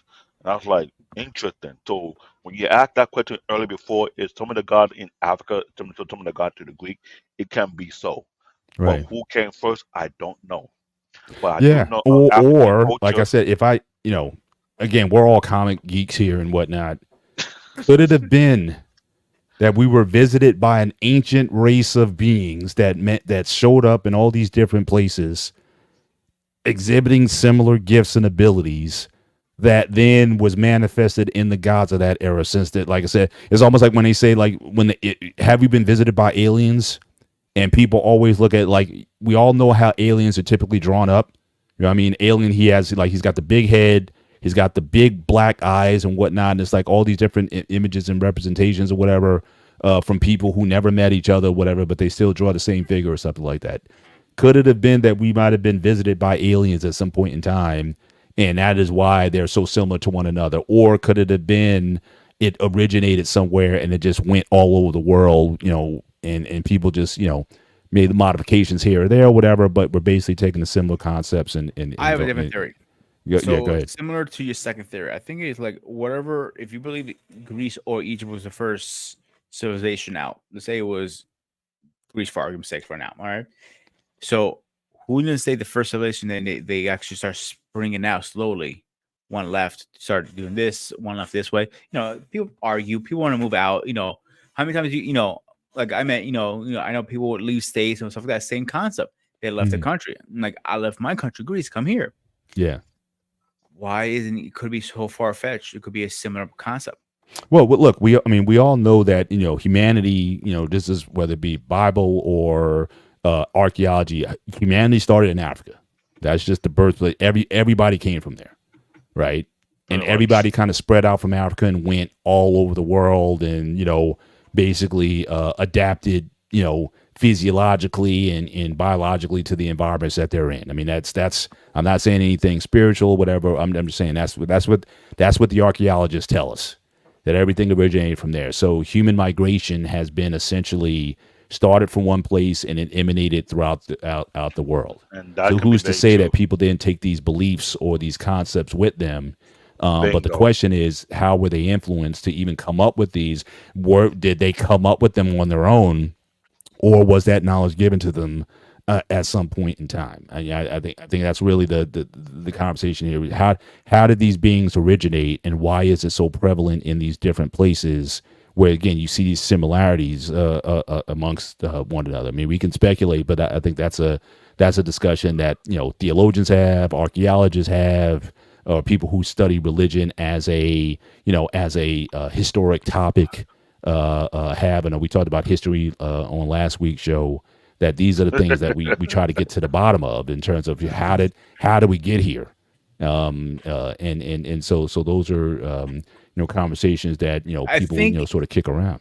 the one thing that comes close, we all can agree they all are similar in some way or shape or way or form. It is. Like you got the Africans were very established, similar to Greek. I'm not saying Greek is the number one. I'm just using it as the baseline, Sure, straight I across got the you. board Yep. right now. Mm-hmm. We already know Viking gods are similar to, again, Greek and African. Then now you're adding Roman gods are similar too. If you look up all the gods across the board, all of them are similar in some way, shape, or way or form. Like I Right. want to use this one. I know, but I'm not sure about African guys as much, David. I do apologize. I want to jump in when you're ready with this. Just hear me out first. So, All Father and Zeus. What is a couple of similarities? Both of them had long hair, white long hair. Mhm. Both had long beards. Both were kings of the gods. Both had they were the most powerful thing on their level. Mhm. Right. Both of them get turned into a bird and fly down to to the humans Mhm. and transformed into a different shape. Do you have something similar like that in your culture, David? I've been trying to find out for years. I have not come across that. They're more likely to live among their people. There's one in particular is very questionable. I never heard of her. She's the wife of Shango, who could, like we spoke earlier, actually is like a warrior god, right? Mm-hmm. Yeah. His wife is Oya. Oya is the Orisha of wind, lightning, and violent storm. As the river deity, she's also regarded as the deity of children, able to provide children to the help devoted and those who come to her bank at the Niger River. Mm-hmm. If you So know that I want to add this to the everything referring to those who dwell among them, not like Zeus and everything who live on the mountain. That's never been that case. Even though I've tried looking before back in high school, I haven't come across any deity as such whereby they came from above coming down. It's like they were already on earth with them, so to speak. Yeah. But I did heard of the god taking certain transformations. Some end up becoming mermaids, some end up becoming the eagles, some become animals, so to speak, based on their symbols. But Yeah. it's something much deeper to look into, but I'm not too sure. Oya, is that a Nigerian or that's just a Oh yeah, it's a Yoruba. it's a Yoruba also. So again, so It's to the that question it's the of now I again, cannot call it Nigerian because remember I said before earlier Nigeria was I actually I'm the just business hub. I'm being sloppy with the language No, it's choices all right. here, It's so no, I it's all right. apologize You for know, that. it's not your Well, fault we'll because teach even you I eventually. myself Don't worry, know. Paul. You're gonna learn eventually. Speak our language. You're learning No, Right. Greek, because African, and everything else in the middle. It's cool. Right. Don't worry. But just because with the description. So she again, goddess of lightning and thunder. So again, this is a powerful deity. So again, when it comes to the sexes, and again, unfortunately, I haven't heard a lot. I mean, I've heard people speculate again on ancient African cultures and societies. mhm, And the thing I've always heard is that men and women were generally more dual in their role and how they were perceived. In the Egyptian gods, you have the male and female god equivalents of each other, and these were supposed to be the progenitors of humanity, or what have you. So again, when you have these powerful beings who are identified as female, So and if we're it's funny saying you that say this, Mo. ancient African culture was more dual, could we say that again the advent of the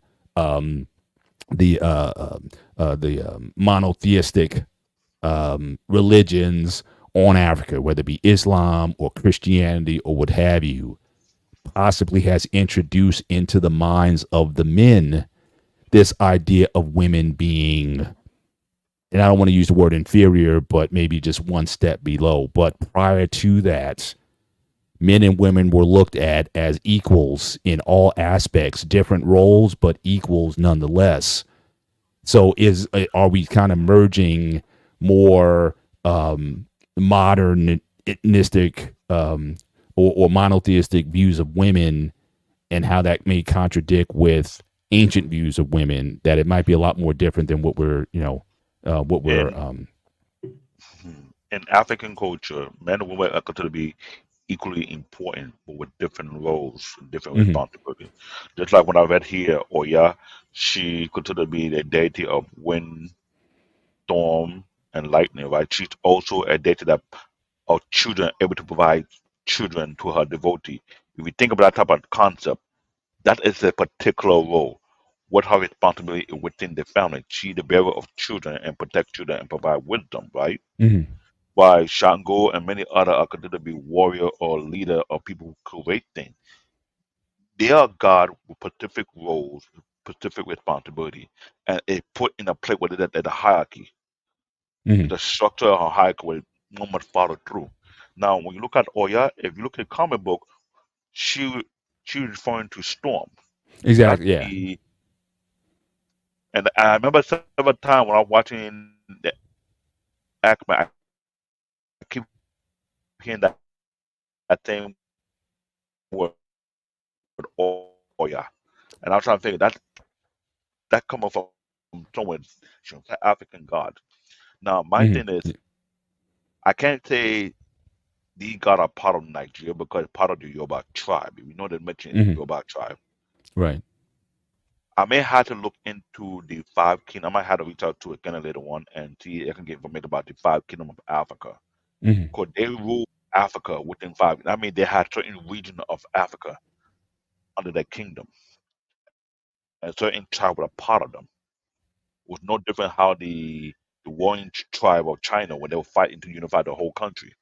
That's no Right. different from that.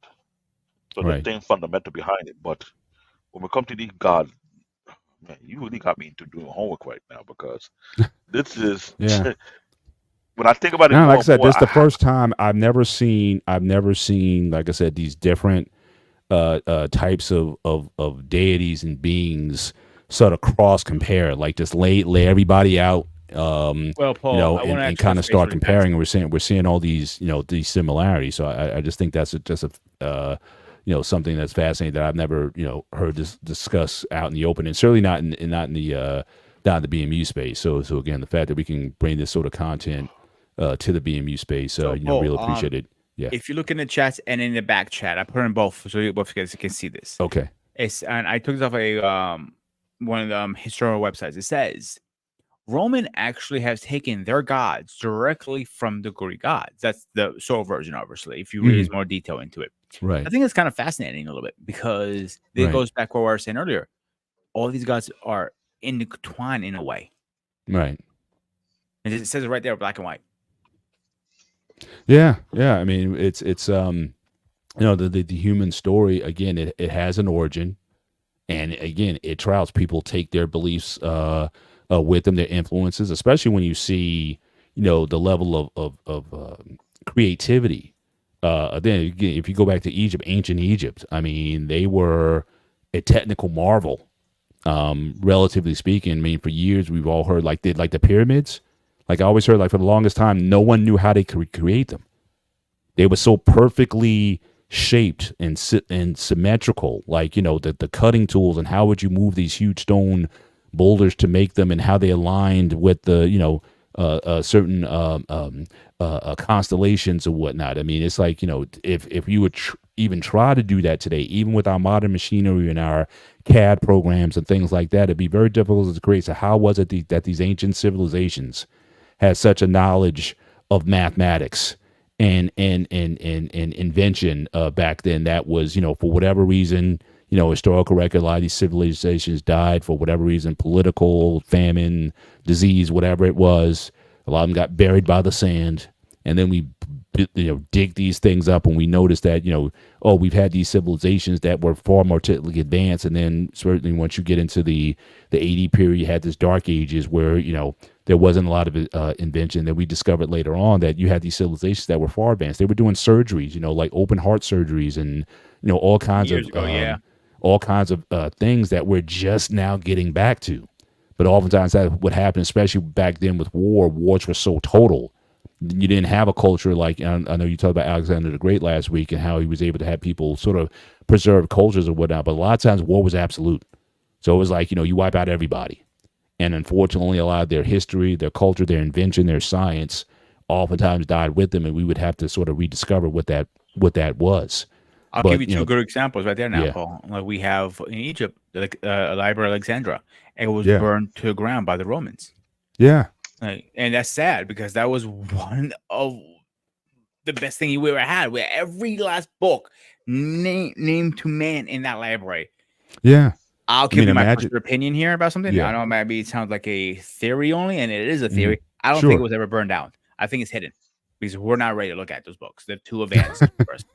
Yeah. Yeah. Yeah, Here's that's the second part of my theory. Of what the lecture. Let's say Atlantis was real, and I do think it's real. I think it was. Now, when you say Atlantis, you talking about like people breathing on the water type of real? No, or you just no, talking no, about no, okay, you're not I talking think it was about that. above ground and everything, like Athens was. I think a Right. big earthquake happened and it sunk it. That's Right. how I think it, and I do Right. think it's in Greece, and it's been proven studies that it is in Greece, but because we had a bad history of people stealing our artifacts and going, "Oh, he's in our country. Too bad. Time can get it." Haha. So that's why they're really against them going to look for it. But my point is trying to get to right now with this is, yes, I do think Atlantis is real. I think their technology was advanced. Is it advanced to the point like you see in cartoons? No. I think it's advanced enough for them. Right. I mean, relative, when you look at, again, the dark ages of Europe, for example, like, when you talk about that era, before the Industrial Revolution, before, the invention of modern, science, or I don't want to say the invention, but the discovery of modern science, again, it's almost like humanity had to start over and find things. But then even if you go into like the East, ancient Eastern medicines. I don't know, Dave, if you're still there. I don't know about, African medicine discoveries, because I know East Asia, you have like the acupuncture, you got all those Asian medicine practices. I don't know if there's an African tradition with that. Didn't you guys have medicine, but it was called more voodoo magic medicine kind of thing? Or am I wrong? Here the thing. We had medicine, but the majority of the medicine come from combination of different herbs and tree barks. That's what it is. Because while you guys were talking, I was trying to look up the history of my country, trying to find out. It was called the Kingdom of Benin. Benin. Okay, I think I've heard of that. What did it back to the 900s, all the way to 1897 when the kingdom was annexed by the British Empire. Right. So that to show how old that kingdom really is. And the northern part of Nigeria was under the Songhai Empire. They had to talk about a pre-colonized empire. It's like there's a bunch of kingdoms, but the thing comes to medicine. Majority of the medicine, it always had to do with the herb and the spice and the region of these particular herb. Africa was very heavy on traditional medicine, whereby certain combinations of tree bark that we use, certain type of herb, leaves, plant that being combined by these herbalists. That's how the thing called. We have people called herbalists. They master and they understand the nature of every herb across Africa and their property behind it.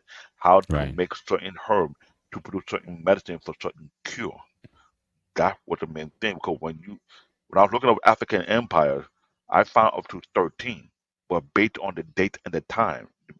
So my country is under the Kingdom of Benin before they got annexed by Right. the British Empire and given another name before they give the new name called Nigeria. And I Right. put in the back chat about Africa original name we call Al Akir Bulan. That's the original name of Africa. Right. Right.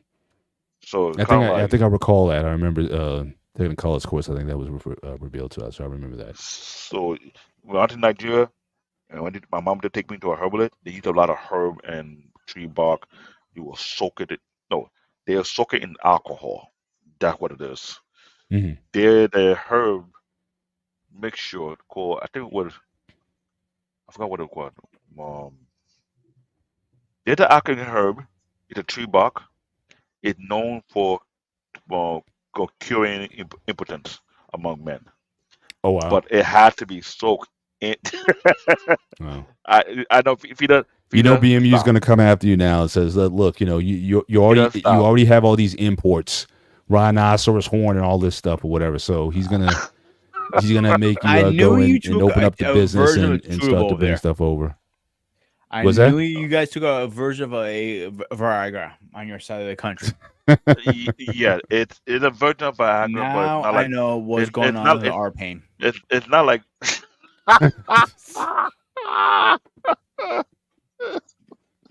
I'll pay. Shout out to our guy RP.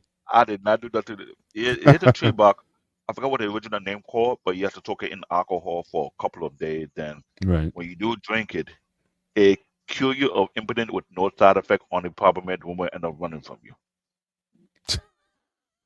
Running from you. I'm being perfectly honest. You're Okay, being Wow. put in you time. know how BMU has your little sell milk thing on the side. His business. Yeah. Like, now we I have know. a Black David's Viagra series. When like drink one of these, no one will touch you. He's been trying to It's get you to coming get into soon that for to years, a man. So you vinyl might as shop well. near I you. know BMJ have been doing that because the thing that we don't do animal medicine. That's the one thing he keep missing the mark. Mhm. When you do stuff in Africa, it's mostly based on herb and tree bark. It has nothing to do Right. with animals. They have never You been know what's that funny way. about that? Like that, you know what's funny? But Actually, Greeks believe the same thing. Like, Just that there's there's ancient Greek medicine that No, yeah, actually, my mother, my grandmother, all those like when I got my kidney stone, like we have this herb tea you drink and it'll break the rock and piss out. And it does kind of work. It tastes like goddamn dog shit. mm, But my mom used to take it when she get her kidney stone. She never had to go to the doctor. She would just piss it out. It breaks it up. And there are so many different teas and herbs and stuff like that in between. At least I can speak about what David is saying and versus Greek. So Right. that's another gray area. I think we just broke the wall tonight with. yeah. Yeah, we could definitely have a show like on medicine or On ancient Variega that- and medicine David's because side. practice. that's Yeah. the thing. Because there's never once you hear anything about using any animal for medicine. If anything, in Africa, animal was used for sacrifice, for ritual, Right. but never used for medicine. Anything concerning medicine wise, it's mostly tree bark, herbs, leaves, or spices. But every tree in Africa is not the same. It's based on the Right. condition where the tree is located and the type of soil it has. Right. This is why when they tell you all type of medicine, and I've seen those type of culture they do for men alone, these herbs will tell these men, leave this thing for at least a week, soak in alcohol. After a week, you can start drinking it periodically as much as you want. And to this day, they still do that in my country. The problem is that thing it's too potent. It's stronger than Viagra, no side effects. So, ladies and Problem is, gentlemen, if you're looking for a stronger Variega, please call 213-258-2828. Yeah, you open up, Order your first symptom. you open up a And you can get of a worms half a here. discount to the VMU channel. oh, And man. the Right. old Well, that's going to donations be are a again. nonprofit.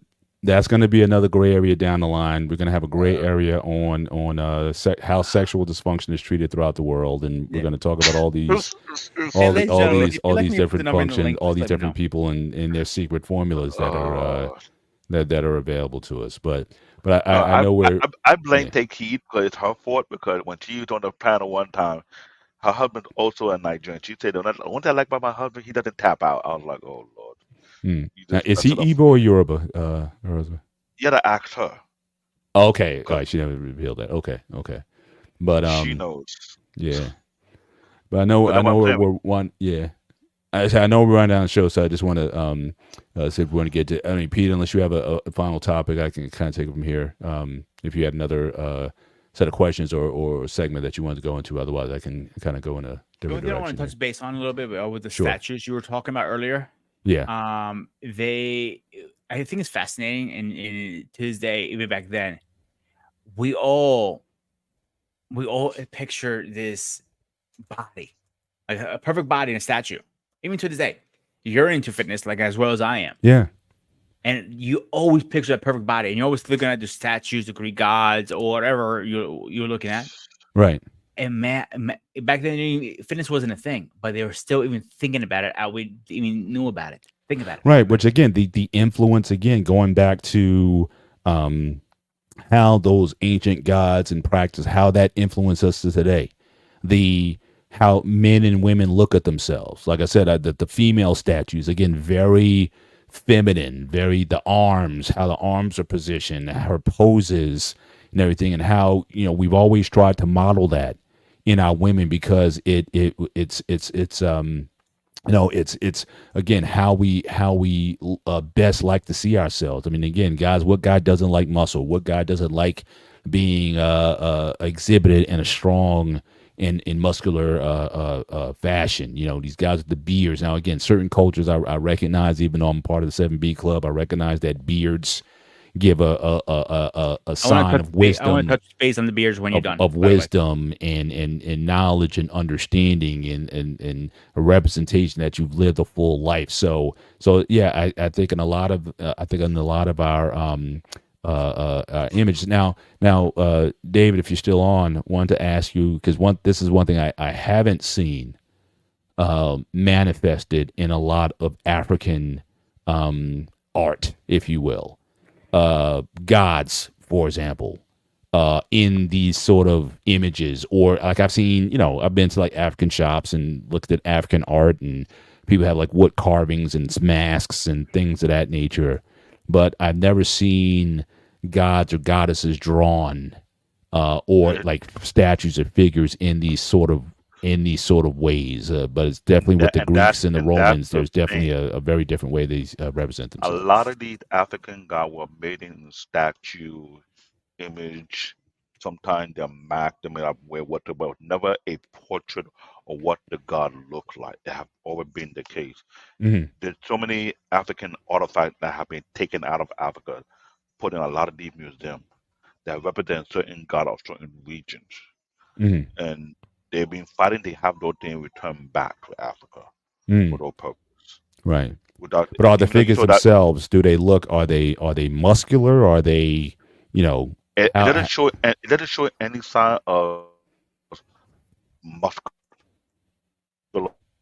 or figure whatsoever, because even though I tried to look at not one real African image or what an African god looked like, but you always knew based on past picture or how they drew people who fought as warriors, they're always big, huge.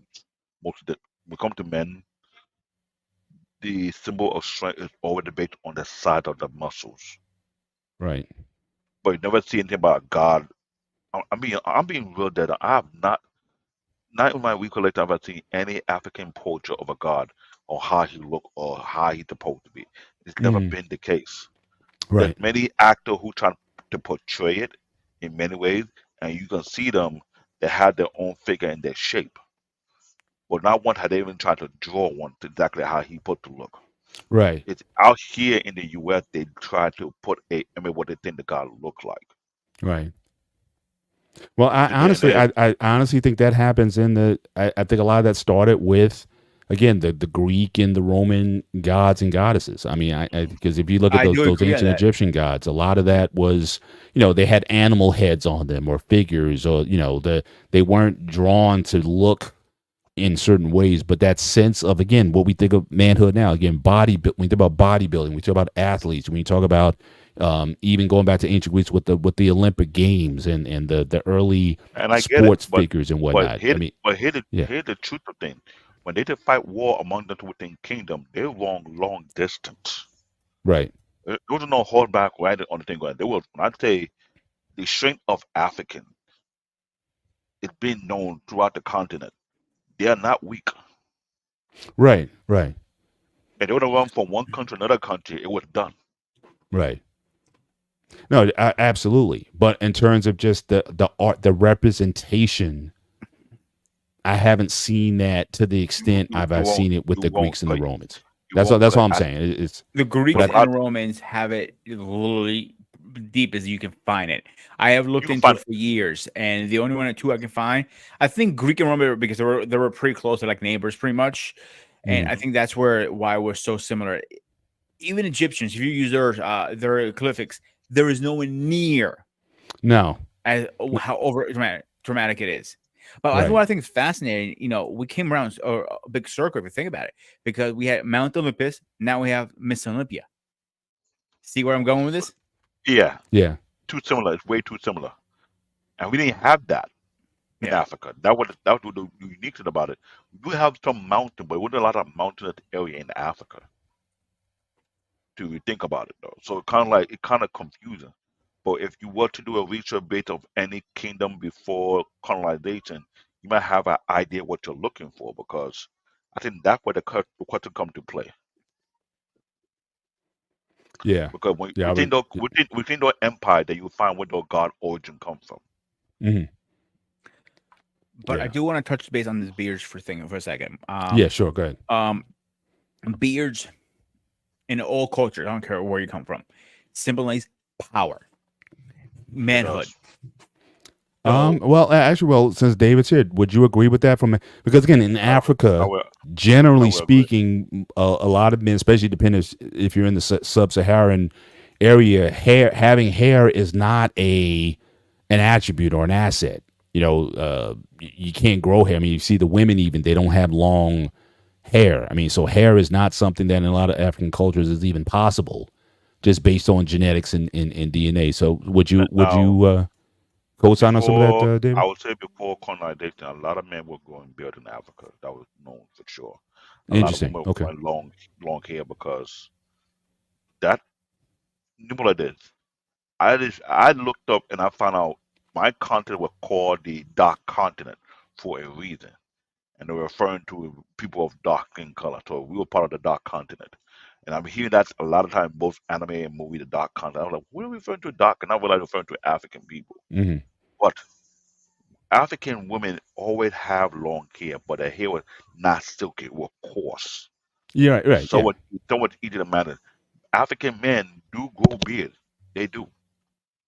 That was a normal thing. Just that Hmm. there's not a lot of pictures beside Ethiopia. Ethiopia was showing some of the ruler with long beard Hmm. in some kind of way, and somehow some of the pictures from Ethiopia end up being Jamaica, which I don't know why. That's a whole Yeah. nother Yeah. story. Right. That's a whole nother ball game.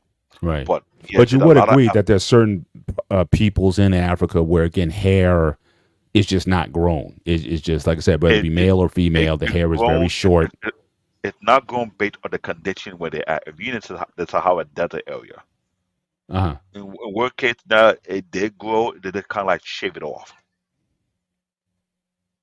So, like Egypt, for example, Paul, I'll give you that a good example. They actually had beards too. Even their what are they called? Pharaohs that Yeah. had a strap on.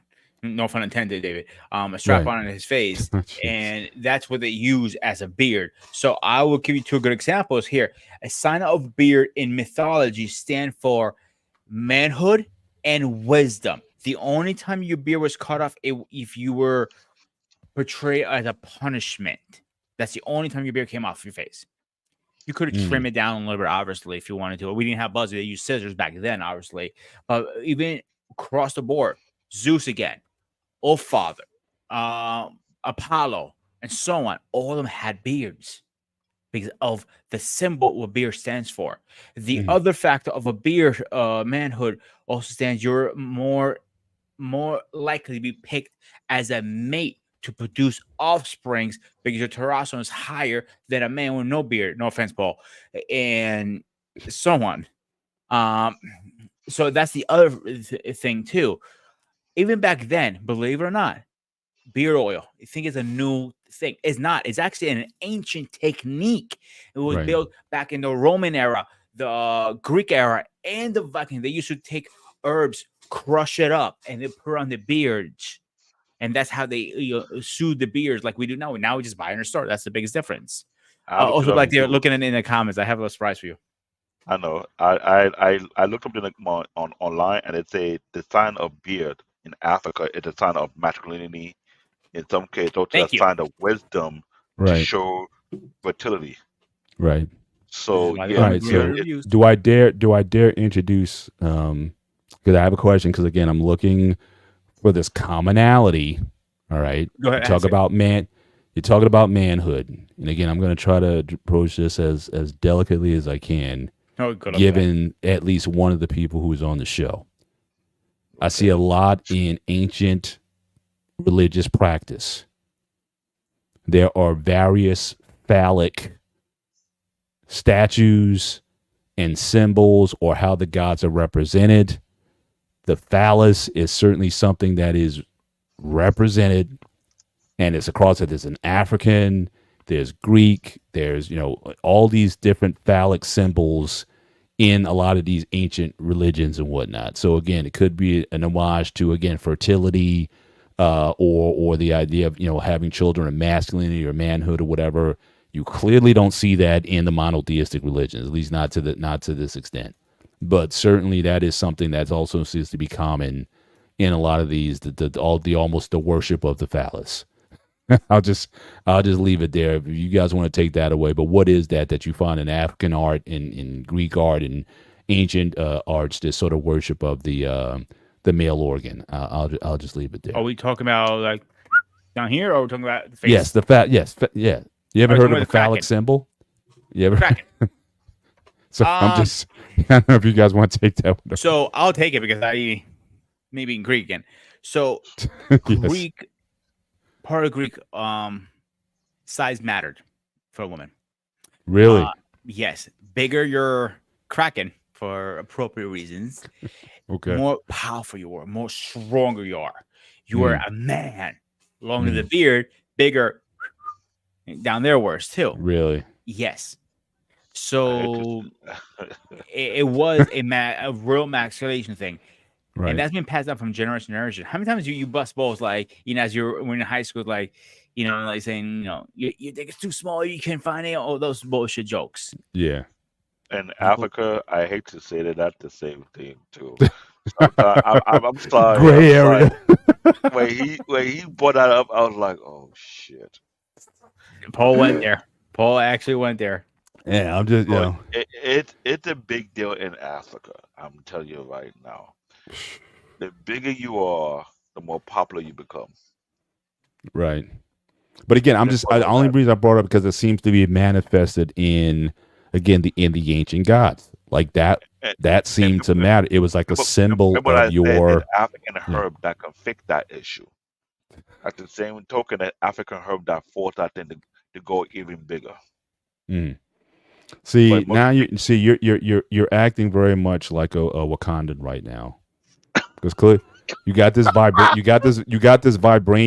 that you've just been holding on to and you don't want to share with the world. I mean, look, a lot of us, especially some of us older guys, especially since I'm, I have my African roots also, but you guys refuse to. Paul. Look in the chats. Black David's number is in the chats. You're ready to call your supplements. I'm just saying, it's like Lord. he keeps referring to all these herbal treatments and supplements and what have you that's available. I'm just saying, but there's a big issue behind it because since if I remember correctly, I came back to the country back in 1997, 1998. Ever since then, there's been a block of people. FDA is crazy. Yeah, Food and Drug Administration. You can't take anything. All those herbal imports stayed in Africa. To have it shipped out here, it's kind of risky. So That's the what you're thing. saying is I need to make a trip then. Yeah, you need to make a trip then. Then you gotta find the right herbalist who know about the African herb because it is popular in my country a lot because let's say a lot of old men like to drink it a lot to the point whereby when they look for young women, I kind of like feel sorry for them. Mm. You know, Paul, I'll be straight up with you, dude. If you were to live in ancient times, you're gonna be screwed because you can't grow a beard and you don't have any hair. So you'll be a last Hey, pick. I might as well. You might as well make me like one of them monks. I'd be like one of those monks or eunuchs or something like that. I just be looked at that way. That yeah, I wouldn't be looked at as any use, but maybe I give some wisdom to somebody. The head hair But wasn't as important back in the day, more mhm, than the facial hair. The facial hair was very important from Egypt times to all these times.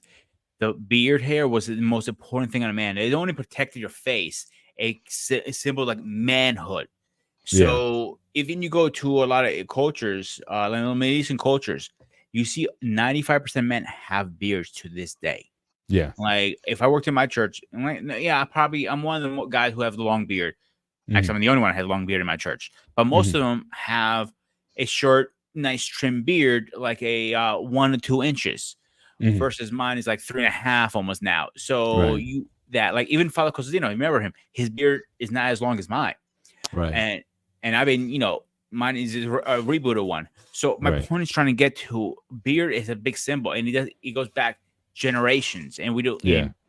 and now we have a lot of females. Oh, I don't like beards. Like, well, you should go back in the day, see how you like the beards back Yeah, then. You yeah, it had them. was they found a way, but David, the fact that you're showing these statues, this is what I was kind of talking about before. Like a lot of the statues, a lot of African statues, again, none of them necessarily reflect, like I said, the And male and physique. that The and that's what I was trying to point out because the way they were go to during that time, they symbol behind or the meaning behind it compared to this one was more modern right here. mhm, yeah, The one here were built in Dakar, Senegal.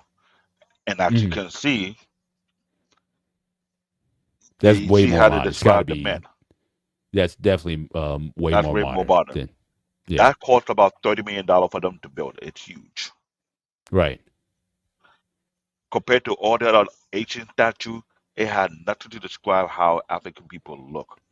That's right, what I was right, trying to point out. Because when you go to yeah, these type of exactly, yeah, art art shop where they have all these idols, all these statues, you notice it does not describe how men or women actually look. It was designed and made during that time based on the artistic mindset of the African culture maker were doing. Like hmm this one here, the Benin bronze, this part of the kingdom of Benin. hmm If you notice, they had something among their throat that put the electric yeah, yeah. So their those neck out. elongated I necks don't where know they what put that the is, rings but around that them. did a lot. Yeah, Bingo. That's something I'll be trying to point out. We don't have anything like the Greeks or the Romans that's showing the fatigues. It was never that way to begin with. Some of right, these right, right. statues are considered to be supernatural for certain things. Like hmm I remember my mom to have a bunch of these in the house. It's like a deity having a deity in the house, and it was more like a contradiction because how you have these Interesting. Now, African statues in now your your home. family background is Christian, or is your family Christian? For the most part. How would I put it? My family background wasn't all the way Christian. They have a Okay, traditional God that they follow. My got you, mom got you. became a Christian. My dad became a Christian afterwards, right? Okay, got it. But when they came to the U.S., my mom bought a lot of African statues. She have it on her bookshelf, hmm and it was then when I started to get to understand the Bible more and more that I started to realize some of these statues have a supernatural presence about it. Mm, So it kind of contradicting to have these African sure. statues, and your faith Right. is contradicting what those statues represent. hmm So it's almost like a conflict of interest. You can't serve two God kind of thing. So Right. Right. yeah, Right. these a lot of the African people who are truly traditional have a lot of these African statues in their home. Either Mhm. represent a deity, it represent some kind of sign of protection or Right, sign of and for fertility. like you said, for different purposes. So you want one for Bingo. financial, for for food or bounty. You want one for sex. You want one for Bingo. all different types of If you were to research all these African cultures, some of them you start to question. This is what I didn't know. They have the African statue in Mexico. Oh That yeah, said a the lot of Olmec. Yeah, Yeah. yeah. how That's that yeah, got because a there. lot of people said they came before Columbus. How do we knew that Africans went to South America, in South and Central America first, because you saw those statues that were there. So again, that was definitely And a Africa, evidence. no Yeah. kingdom was expanded themselves. Remember that Right. I told you it was kingdom before they have countries. And those Right. can have wealth and riches because when I was looking up some of this information, well, then I started to realize there's far more to what it is because one can have gold, salt, and other minerals. Hmm. What even I myself, it's now forced me that I want to take a time out and start doing my own research because Hmm. a lot of history about Africa have not been mentioned in high school when I was going there. Yeah. That's it a Yeah. lot But because, that last picture you for were example, showing with The the Songhai Empire yeah. with a weapon with a thing around the neck. Yeah. The last picture I show you, Like as you look for that, that is I want to ask ancient you a Egypt. question very fast. And again, I apologize if I'm a Go ahead. little naive here. Didn't you guys back in the day? I mean, ancient times, obviously, was braids a thing back then too, as popular as it is today? Say it again. Braid. Yeah, Braids. braids hair, Braid. like man braiding the hair. Men would not braid their hair. It was mostly the women that braid their hair a lot. Right. And that's a modern thing, isn't it? It was a normal thing among women to have their hair braided. Among men, it depends on the region or what Okay. kingdom they're allowing that to happen. But a lot of women were braiding a whole kind of braid left and right. Braid was among women heavy. Men grew their hair, it get furry, then it kind of like spread out in some cases. Women had their hair braided a whole lot more than you can imagine. That was a known thing. Interesting. So it's kind of Yeah. 50-50, you're Yeah. It's saying. definitely, but it's going to then be interesting how, like I said, art always, or life, it gets expressed in its art because again, you're starting to see, in different pictures of like Jesus, for example. I've seen Jesus, pictured in cornrows, for example. I never seen that. To be honest with You You you. know, might have it's you might look for the Ethiopian Bible because that's the ordered Bible right there. They right, have right. the picture of how Jesus is supposed to look. Yeah, Within the yeah, scripture to show Jesus Christ was never white to begin with. So I don't know why they keep having the white Jesus portrait out there when the Bible says it feels like brass. And yeah, brass with the color of what? yeah. It's brown. But yeah, like I said, just the general theme of how um people want to be represented in our gods. I think the whole topic of God tonight, I think, has a lot as much to do with us and how human beings over time have seen themselves more so than the God entities themselves, and how that's manifested itself in terms of even today our modern sensibilities. So again, I think so much about culture today has been influenced by, again, the Greeks and the Romans. I think certainly more emphasis is needed in terms of African culture and how certainly how that's proliferated. But as far as how human beings saw themselves, they saw themselves in these strong alpha male type figures and feminine type of women. I mean, if you want to talk about who the prototypical is, and again, it's manifested itself in our fiction, in our comic books. It's like all of the superheroes. Like I've seen very few fat superheroes. You know what I mean? Male or female. It's like all the women have the perfect bodies. The guys typically have the bodybuilder, sort of very symmetrical looks to them, and it seems like they've gotten more muscular over the years. But I think a lot of that has its origin in these ancient gods and what the vision by who the original artists were of what these people were supposed to reflect and what they were supposed to look at. So I think that the legacy, if not the general worship of these gods, is certainly something that has stayed with us for all this time. I think in a lot of ways they're very influential in terms of how we see ourselves. And so I think if that is certainly a legacy that comes from these figures that is that has endured. So if I had a final thought, I know we're coming up towards the end of the show. If I did have a final thought, I guess that would be it. Peter, if you want to, I guess start the closing thoughts on the show. I think this has been interesting. I think the biggest thing is we definitely gotta get Ekelai on this. I would love to get his perspectives on that. Yeah, for sure. Just gotta keep him maintained because I know he goes a little off the edge sometimes. But my final thoughts: learn your history, learn your culture, learn your ancient roots, because that could be a big part of why you are who you are, and you don't realize it. Mm-hmm. Yeah, for sure. One comment I did want to get to in the chat. I know Marcus Antonio Castillo, he talked about that's why I don't take women who call themselves goddesses or men who call gods seriously and won't call them that. Yeah, I know that was and I know certainly there was a trend for some time where again you had certain belief systems. I know 5% Nation and whatnot, they tended to refer to themselves as such. I think the whole idea of gods and goddesses, I definitely think a lot of that got overblown. But again, a lot of the gods that we create, it's oftentimes coming out of how we see ourselves. So again, as a monotheist, as a Christian myself, certainly I believe that there's only one God, and represented, Father, Son, and Holy Spirit. That's my belief system.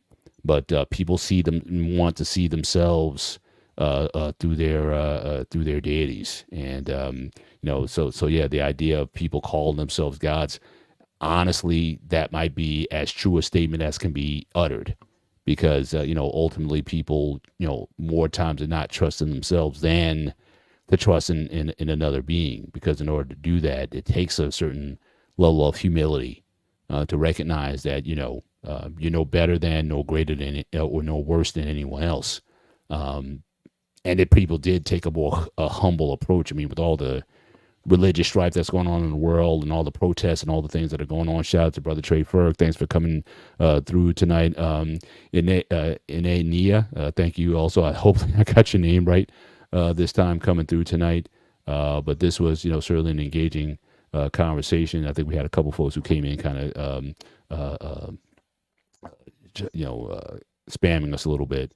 But that's okay. It's an open. Before we finish close out, I wanted to touch base on one other comment he made about North Vikings started the braids.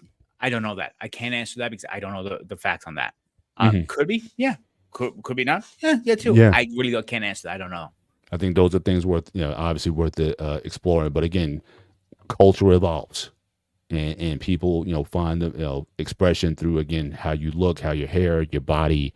Those things are, those naturally occur over time. And there's also trends. What was new is now old, and what's new again. We're always sort of reinventing ourselves in that way. But we hope this was an interesting conversation we had tonight. Again, take away again the similarities is certainly something worth looking into more.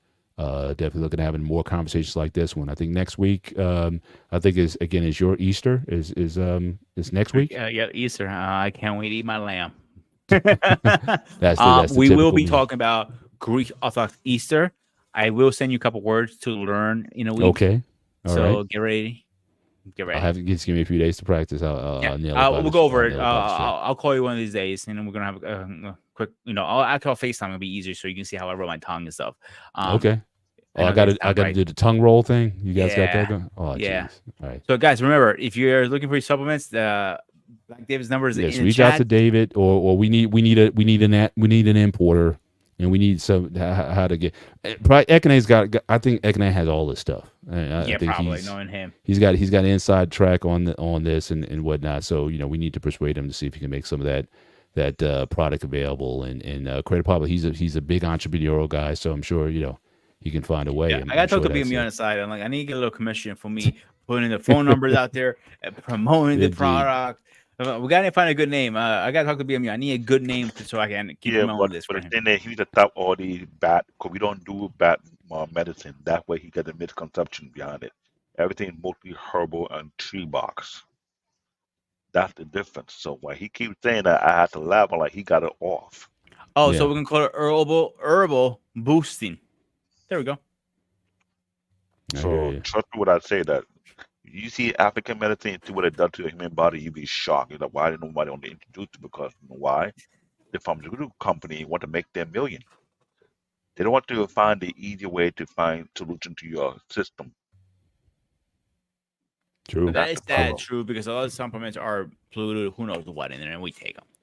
Yeah, we're yeah. the ones that But take it's ones. but it's a. I mean, that's a whole nother discussion in and of Yeah, that's a itself. I different mean, night. again, I know we got FDA and whatnot, and certain things they want in the market and some don't, and but that gets into a whole nother conversation. But yeah, I enjoyed tonight's show. Very Yeah. interesting, and definitely looking forward to the feedback. Again, for those of you who came in to drop in to see us tonight, thank you for coming in. Thank you for Trey Ferg. Again, Information Man, always swinging through. Always appreciate it when you stop by and visit our page. For everyone who did have an opportunity to come in, click the like button and give support to the page. It helps the algorithm for people to find us and see us.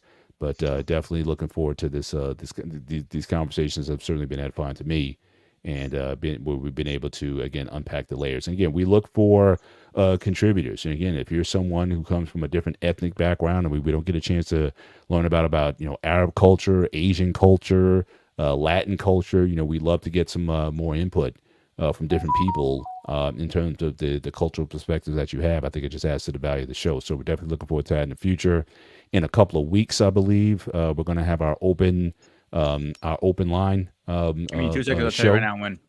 Yeah. Give me like 2 seconds. I'll get the email. My list. I thought it was May 12th last time, but I could be wrong. But I gotta check. To be honest with you. But certainly when we have that show, again, any of these topics that we've talked about over the last few weeks, you're certainly more than happy to revisit. We'll try to get an early word out to everybody. We're going to have our open mic show, especially the show we had last week on history. I thought that was fire in terms of the chat and the engagement there. And certainly I know people were kind of itching to get on, but time didn't permit for that. So again, for those who were wanting to give input on that, you can certainly call back once Peter declares finds the date. The 19th. The 19th. Okay, so Yes. May 19th is going to be our next call-in show, and we want to hear from everybody. Those who follow us. Even if you just come up just to say hi to us, And we just guys, if appreciate you guys, you need any information about the show, or you want to know how to get on, or you want to be a guest, my email is on the grooming side of when we co-streams on grooming side. I have my email at the bottom. I'm not sure. BMU is probably somewhere or post. One of us are emails, so you're gonna find some of us. So if you want to reach out to us, reach out. We'll be happy to answer any of your questions. Or I can, if there's a question about Paul and you email me, I can direct email to Paul or vice versa. So again, if you need to talk to us, we're here. Absolutely. And you can also find us on our Facebook and Instagram. Again, my Instagram, Paul T. Bennett, is pretty simple to find me out there. Facebook, Paul T. Bennett as well. So I'm pretty easy to find. And here's my group page. Grooming Reviews 101 is my group page. There you go. There you go. Well, I look forward to having you guys on. I really do. Absolutely. Want to close it out or want me to do it tonight? You can do it. Go right ahead, sir. This was BMU Network with Grooming Reviews. He's Paul. I'm Grooming Reviews. See you guys next week. Have a great day, week, guys. Take care.